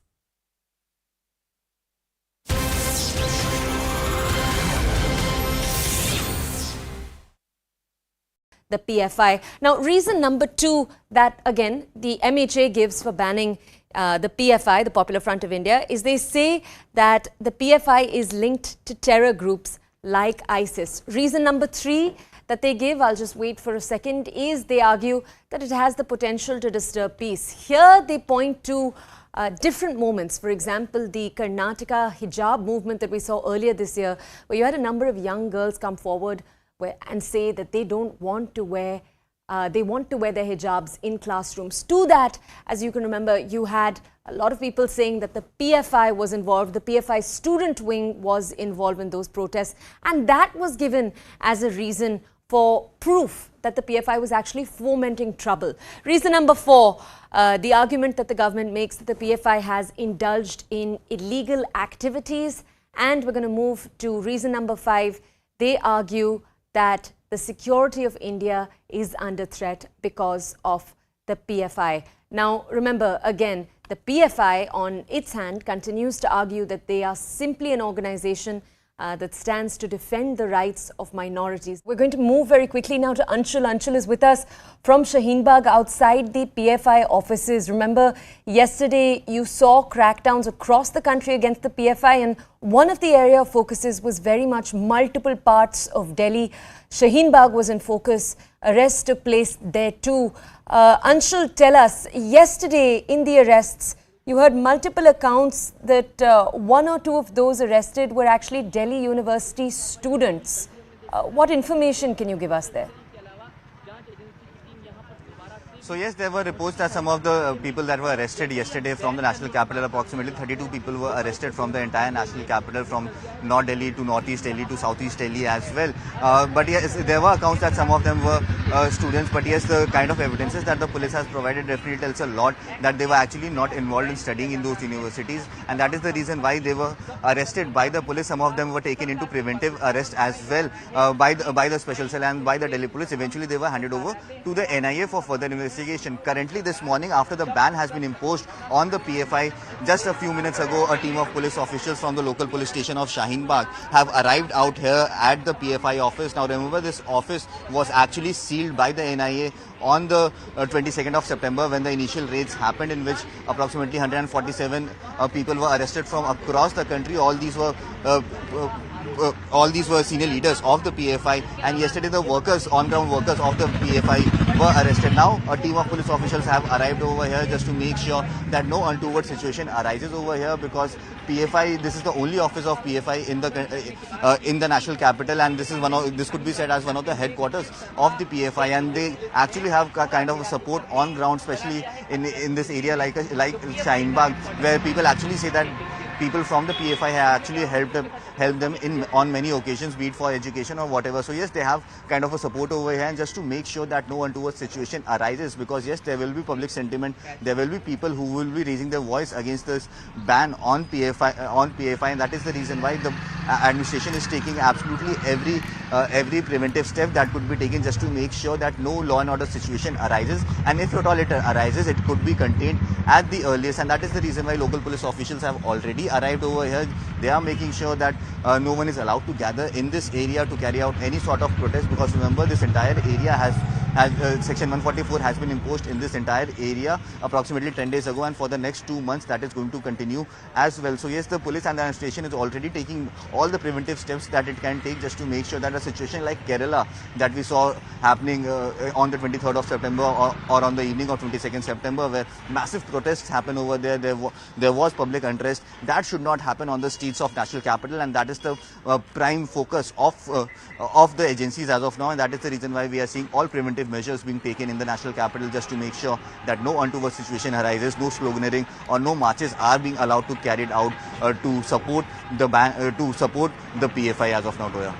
Anshul, I'd like if you could shed more of a light now on the community reactions that we've seen since yesterday. I think you were right now touching on information that we've received that a few of the people arrested yesterday were Delhi University students. But apart from that, I also believe that there were people who were considered the face of the Shaheen Bagh protest against the CA NRC from a few years ago that were also picked up during this round of arrests. Is that accurate? So yes, many workers of the PFI were actually at the forefront of the Shaheen Bagh protest that happened during when the CA was actually passed by the Lok Sabha and the Rajya Sabha. So yes, there were workers of the PFI that were actually involved and were actually at the forefront of carrying out that entire protest, and that is the reason why we saw that the people who were arrested over the last 2 raids that happened over the last 1 week, they could actually have some involvement in that protest as well, because PFI was one of the organizations that was at the absolute forefront of it. So yes, there are people who were actually involved in this and have been arrested by the Delhi police. However, people from affiliate organizations like the SDFI have also been arrested by the police yesterday, is what we are being told. But yes, SDPI has still not been banned by the government in this notification that has been issued. So that is a big question, why SDPI, which is an affiliate organization of the PFI, why has that not been banned, and what is the future course of action that the government is actually thinking to take against them. So yes, people from across PFI, because remember,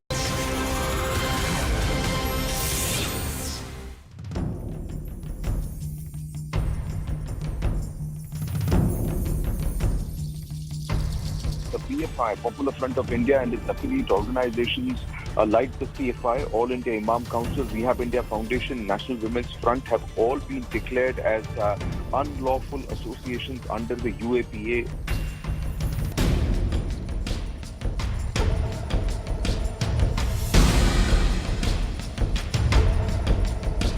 Popular Front of India and its affiliated organizations have been banned. Agencies are telling us that there is incriminating evidence. That's why these raids had to be conducted, and subsequently their ban was initiated by the government. State government took up this issue very seriously, and they were trying to mount a pressure on the central government to ban this organization. Very strong and concrete case has already been built by the central government against the PFI.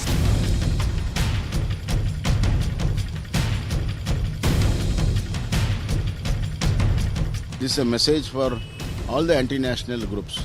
They will not survive doing anti-national activity in this country. देश विरोधी गतिविधियों का हिस्सा कोई भी होगा, उसके खिलाफ कड़ी से कड़ी कार्रवाई होनी चाहिए।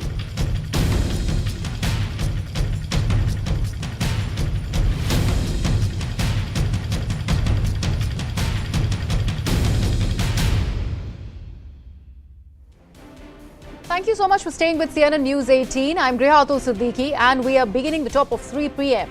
with some breaking news that is coming in. Now, amid the mega crackdown on the Popular Front of India, CNN News 18 has managed to access the NIA dossier against the top leadership of the Popular Front of India, the men who orchestrated a reign of terror. All these 3 accused, all of them had normal day jobs, and secretly they were conspiring against the country in collusion with terror organizations. My colleague Arunama joins me on the broadcast. Arunama, what does this dossier really say? So if you see the dossier, it actually lists by name each one of the office bearers, and it has about 9-10 of them. Each one of them, their credentials, their past, the cases that are against them, they've all been listed together.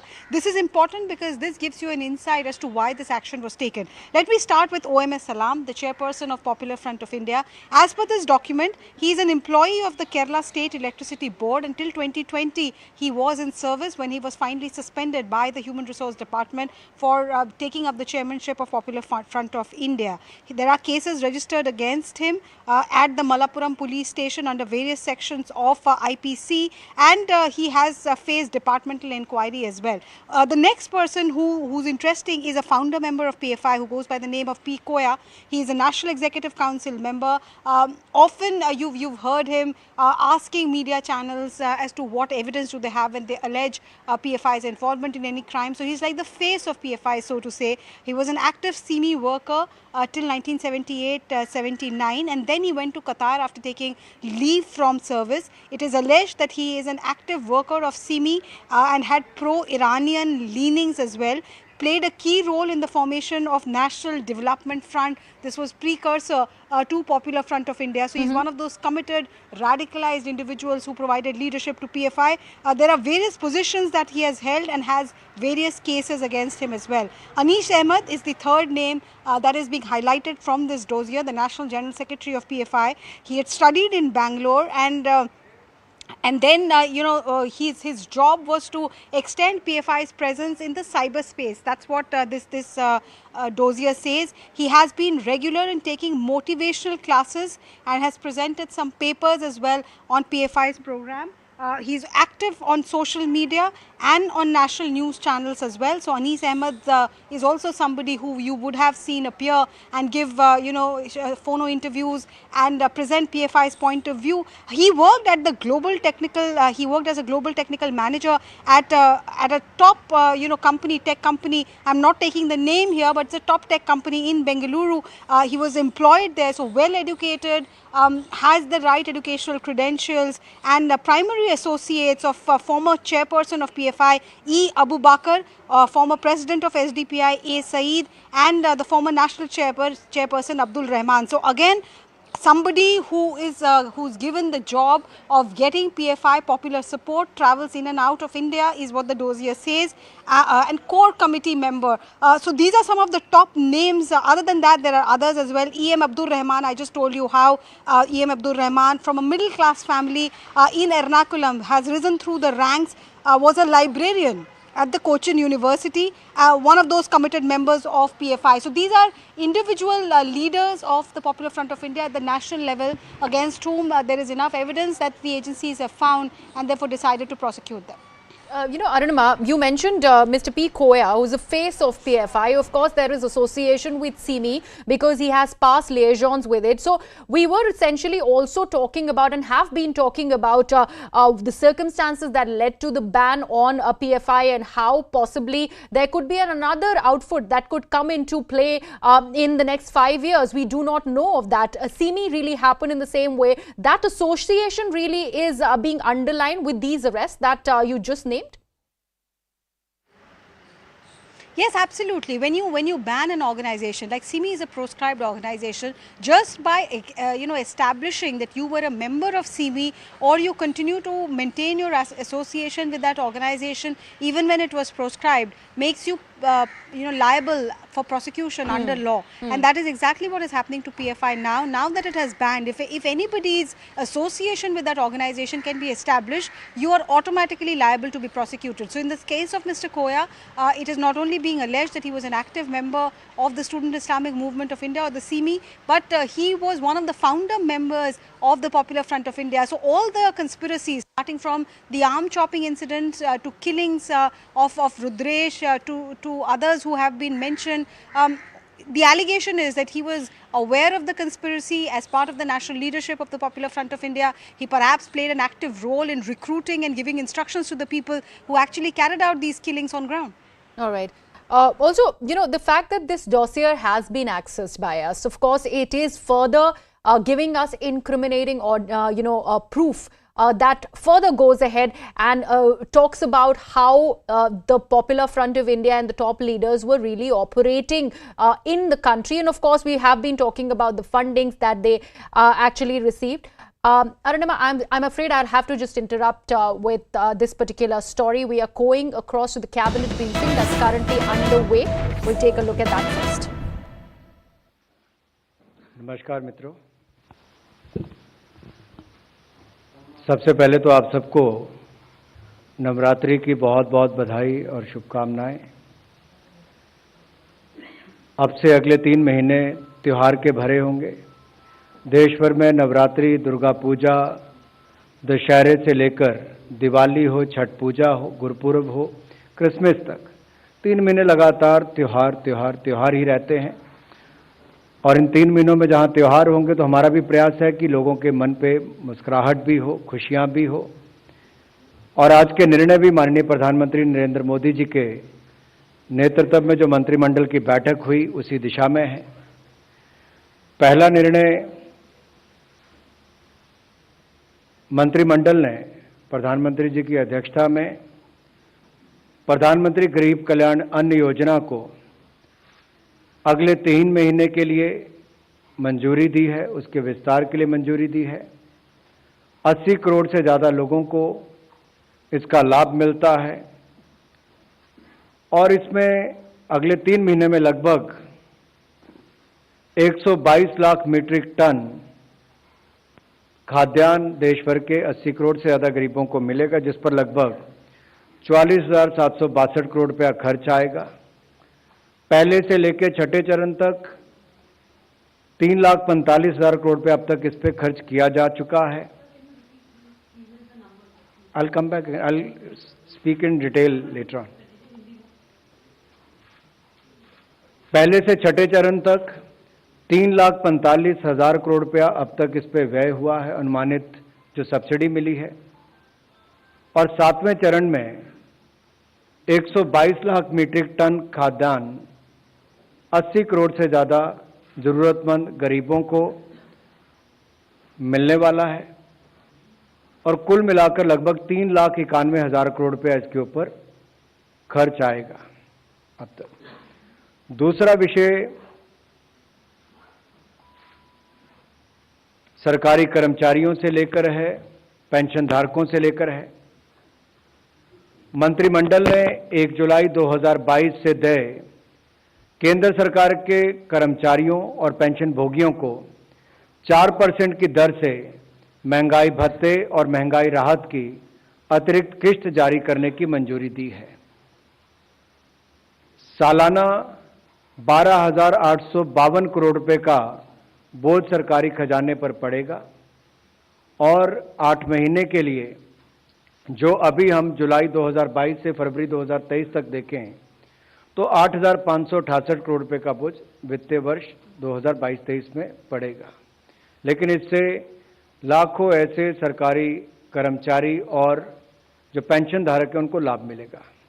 तीसरा निर्णय प्रधानमंत्री जी का जैसे मानना है कि railway का कायाकल्प में रेलवे स्टेशन के विकास का महत्वपूर्ण स्थान हो और स्टेशन डेवलपमेंट को लेकर आज महत्वपूर्ण निर्णय लिया गया है और ये भी 3 ऐसे बड़े रेलवे स्टेशन, नई दिल्ली का हो जो देश की राजधानी है, या छत्रपति शिवाजी महाराज टर्मिनस मुंबई हो, या अहमदाबाद रेलवे स्टेशन हो, इनके रीडेवलपमेंट के लिए 10,000 करोड़ रुपए का निवेश को मंजूरी दी है, जिसके विस्तार में आदरणीय रेल मंत्री अश्विनी वैष्णव जी आपको विस्तार में बताएंगे। लेकिन मैं एक एक करके आपको पहले निर्णय से दूसरे निर्णय तक बताना चाहूंगा कि मित्रों, प्रधानमंत्री पद की शपथ लेने के बाद मोदी जी ने कहा भी था कि उनकी सरकार वंचित, पीड़ित, शोषित, गरीब, मजदूर, महिलाओं के लिए समर्पित होगी। और उसका एक बहुत बड़ा उदाहरण हम सबको कोविड-19 महामारी के समय देखने को मिलता है। देश और दुनिया के सामने बहुत बड़ी मुसीबत थी। उस समय जहां प्रधानमंत्री जी ने देश को नेतृत्व भी दिया, जहां एक और वैक्सीन बनाकर 200 करोड़ वैक्सीन मुफ्त में लगाने का काम किया, वहीं सबसे पहला निर्णय भारत सरकार का क्या था? प्रधानमंत्री गरीब कल्याण अन्न योजना। और ये गरीब कल्याण अन्न योजना अप्रैल 2020 से चली और 25 महीने तक देश के 80 करोड़ से ज्यादा गरीबों को, जरूरतमंद परिवारों को अनाज देने का काम किया गया। और जितने उनके पात्रता पहले थी उनकी मात्रा को दुगना, यानी कि जब इसको एडिशन किया 5 किलो अनाज प्रति व्यक्ति प्रति माह 25 महीनों तक देने का काम किया। अब इसको विस्तार अगले 3 महीने यानी कि अक्टूबर से लेके दिसंबर 2022 तक किया गया है। इसमें अब तक कुल मिलाकर 3,45,000 करोड़ रुपए का खर्चा पहले से छठे चरण तक आया है और ये 7वां चरण जो अक्टूबर से दिसंबर 2022 तक का है, इस पर 44,762 करोड़ रुपए की अनुमानित सब्सिडी होगी, जो लगभग 122 लाख मीट्रिक टन खाद्यान्न देश के 80 करोड़ से ज्यादा गरीबों को मिलेगा। और ये त्योहार के सीजन में जरूरतमंद गरीब के चेहरे पर एक और मुस्कुराहट भी लाएगा। तो आपदा से अभी भी दुनिया, इस महामारी से अभी बाहर निकली नहीं है। बहुत सारी ऐसे संकट देश और दुनिया भर के सप्लाई चेन में देखते भी हैं। तो ये उस दिशा में भी एक कदम है कि त्योहार के समय भी गरीब के साथ मोदी जी की सरकार लगातार खड़ी है।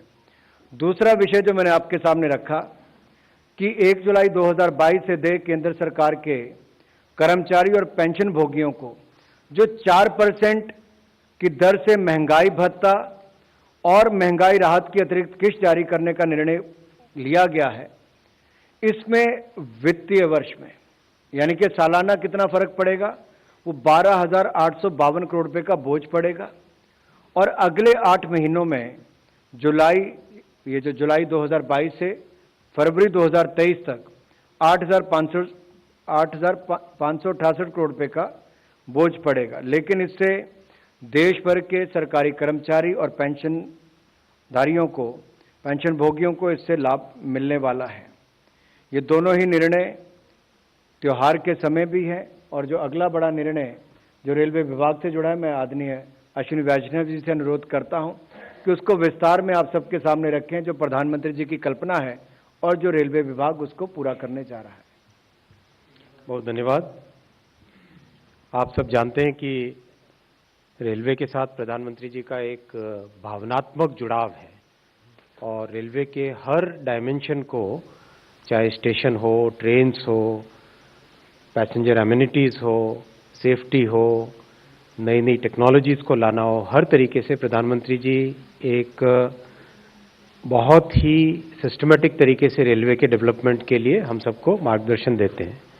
उसी कड़ी में रेलवे स्टेशंस के रीडेवलपमेंट का जो काम है उसमें टोटल डिज़ाइन के जो एलिमेंट्स हैं कि कैसे डिज़ाइन होना चाहिए, किस तरह से सोचना चाहिए, इसके बारे में आज एक बहुत ही महत्वपूर्ण निर्णय लिया गया है।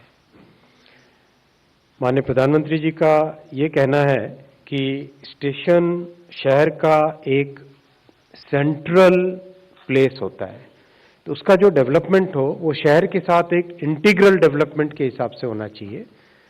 इसका इंटीग्रल डेवलपमेंट के माने क्या है? इंटीग्रल डेवलपमेंट में इस तरह से है, स्टेशन के दोनों तरफ शहर का विस्तार हुआ। तो जनरली हम देखते हैं कि पुराने शहर जितने भी हैं उसमें रेलवे स्टेशन एक तरीके से शहर के दो हिस्सों के बीच में स्थित रहता है। तो स्टेशन शहर के दोनों हिस्सों को जोड़ने वाली कड़ी बने, ऐसा डिजाइन का एलिमेंट आना चाहिए। सबसे पहली बात ये।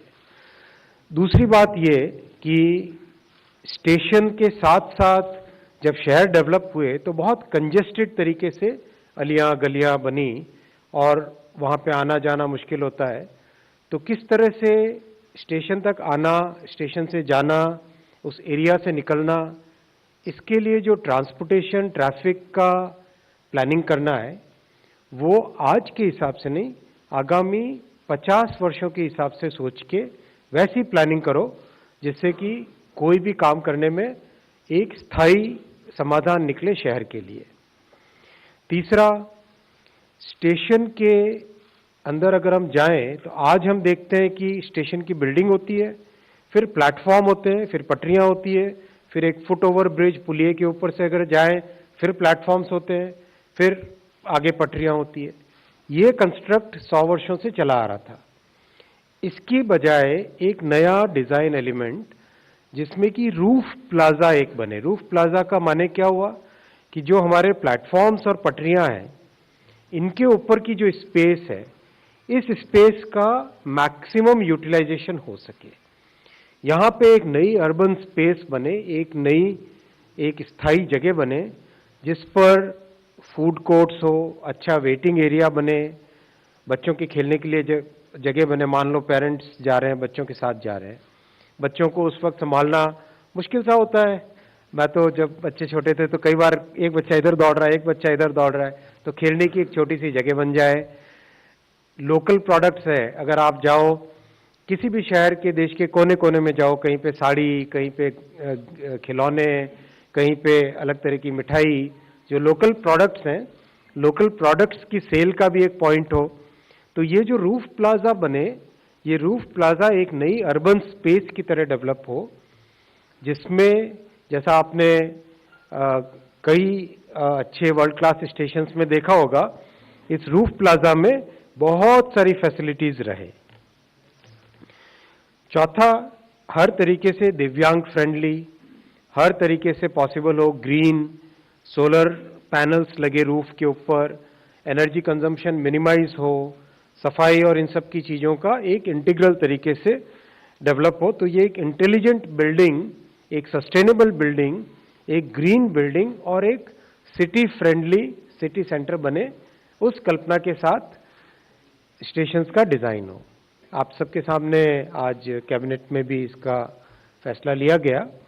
टोटल देश के 199 स्टेशंस का रीडेवलपमेंट का काम चल रहा है, जिसमें बेसिकली 50 लाख से ऊपर जहां ट्रैफिक है, फुटफॉल है साल का, उन सब स्टेशंस को एक साथ लिया जा रहा है।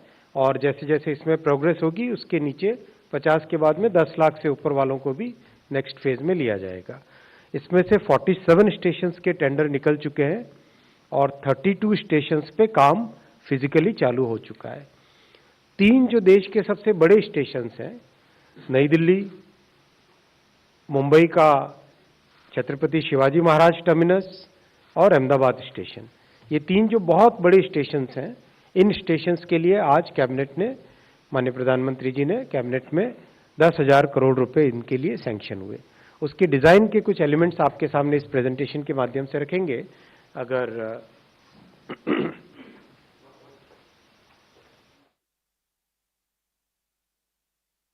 I'm slipping into a very, very short break. With that, news and updates continue right here on CNN News 18. But don't forget to vote for your favorite sports person, the athlete who you feel deserves to be the Indian of the Year in the field of sports. For that, you just need to go to indianoftheyear.com and vote.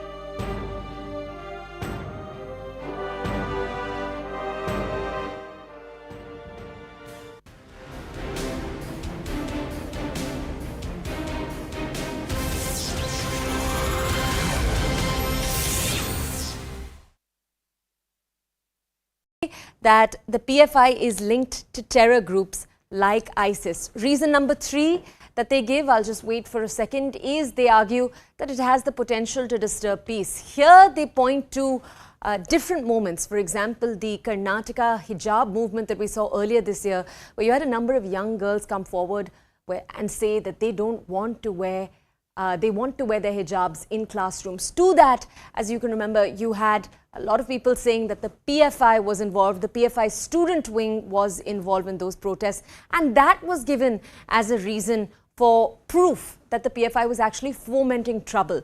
Reason number 4, the argument that the government makes that the PFI has indulged in illegal activities. And we're going to move to reason number 5. They argue that the security of India is under threat because of the PFI. Now, remember, again, the PFI on its hand continues to argue that they are simply an organization that stands to defend the rights of minorities. We're going to move very quickly now to Anshul. Anshul is with us from Shaheen Bagh outside the PFI offices. Remember, yesterday you saw crackdowns across the country against the PFI, and one of the area of focuses was very much multiple parts of Delhi. Shaheen Bagh was in focus. Arrests took place there too. Anshul, tell us, yesterday in the arrests, you heard multiple accounts that 1 or 2 of those arrested were actually Delhi University students. What information can you give us there? So yes, there were reports that some of the people that were arrested yesterday from the national capital, approximately 32 people were arrested from the entire national capital, from North Delhi to Northeast Delhi to Southeast Delhi as well. But yes, there were accounts that some of them were students. But yes, the kind of evidences that the police has provided definitely tells a lot that they were actually not involved in studying in those universities, and that is the reason why they were arrested by the police. Some of them were taken into preventive arrest as well by the special cell and by the Delhi police. Eventually, they were handed over to the NIA for further investigation. Currently, this morning, after the ban has been imposed on the PFI, just a few minutes ago, a team of police officials from the local police station of Shaheen Bagh have arrived out here at the PFI office. Now, remember, this office was actually sealed by the NIA on the 22nd of September when the initial raids happened, in which approximately 147 people were arrested from across the country. All these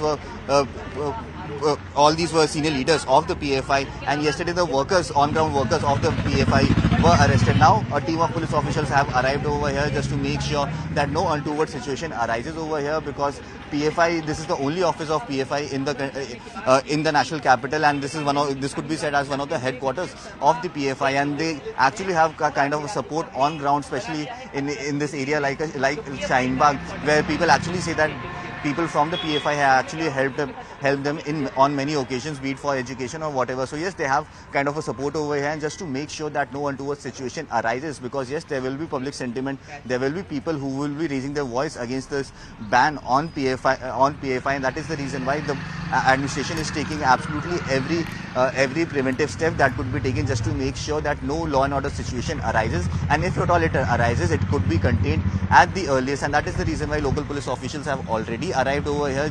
They are making sure that no one is allowed to gather in this area to carry out any sort of protest, because remember, this entire area has Section 144 has been imposed in this entire area approximately 10 days ago, and for the next 2 months that is going to continue as well. So yes, the police and the administration is already taking all the preventive steps that it can take just to make sure that a situation like Kerala that we saw happening on the 23rd of September or on the evening of 22nd September, where massive protests happen over there, there was public unrest, that should not happen on the streets of national capital, and that is the prime focus of the agencies as of now, and that is the reason why we are seeing all preventive measures being taken in the national capital just to make sure that no untoward situation arises, no sloganeering or no marches are being allowed to carried out to support the PFI as of now, Toya. Anshul, I'd like if you could shed more of the light now on the community reactions that we've seen since yesterday. I think you were right now touching on information that we've received that a few of the people arrested yesterday were Delhi University students. But apart from that, I also believe that there were people who were considered the face of the Shaheen Bagh protest against the CA NRC from a few years ago that were also picked up during this round of arrests. Is that accurate? So yes, many workers of the PFI were actually at the forefront of the Shaheen Bagh protest that happened during when the CA was actually passed by the Lok Sabha and the Rajya Sabha. So yes, there were workers of the PFI that were actually involved and were actually at the forefront of carrying out that entire protest, and Welcome back. We're getting some breaking news at this hour. A senior Congress leader, Digvijay Singh, has entered the Congress presidential race. As per sources, Digvijay Singh is all set to file his nominations papers tomorrow for the Congress presidential post. This is the big development that is coming in when there seems to be a lot of unexpected happenings that are happening with the Congress party. Now we are told that Digvijay Singh is going to be filing his nomination papers for the Congress presidential post. My colleague Maria, who's brought us that exclusive input, is joining me on the broadcast. Yes, Maria. Yes, so what sources in the Congress are telling us is that Digvijay Singh, who's accompanying Rahul Gandhi presently in that Bharat Jodo Yatra in Kerala, will be leaving Kerala in some time, and he will be heading to Delhi, where he will be filing his nomination papers in Delhi. Remember, Shashi Tharoor will be filing his nomination papers on 30th at 12 noon. So now Digvijay Singh is entering the Congress presidential election race, is what sources are confirming to CNN News 18. And this development becomes important even as we look at a possible arrival of Ashok Gehlot to the national capital only tomorrow, where Mr. Gehlot is likely to meet the Congress President Sonia Gandhi, the interim Congress President Sonia Gandhi, and Mr. Gehlot, has communicated to the Gandhis and particularly to leaders who are playing the role of mediators that he did not know about this rebellion that was unfolding in the state of Rajasthan, that he really did not know much. But now with a significant section, in fact, a huge section of the Congress being unhappy with the fact that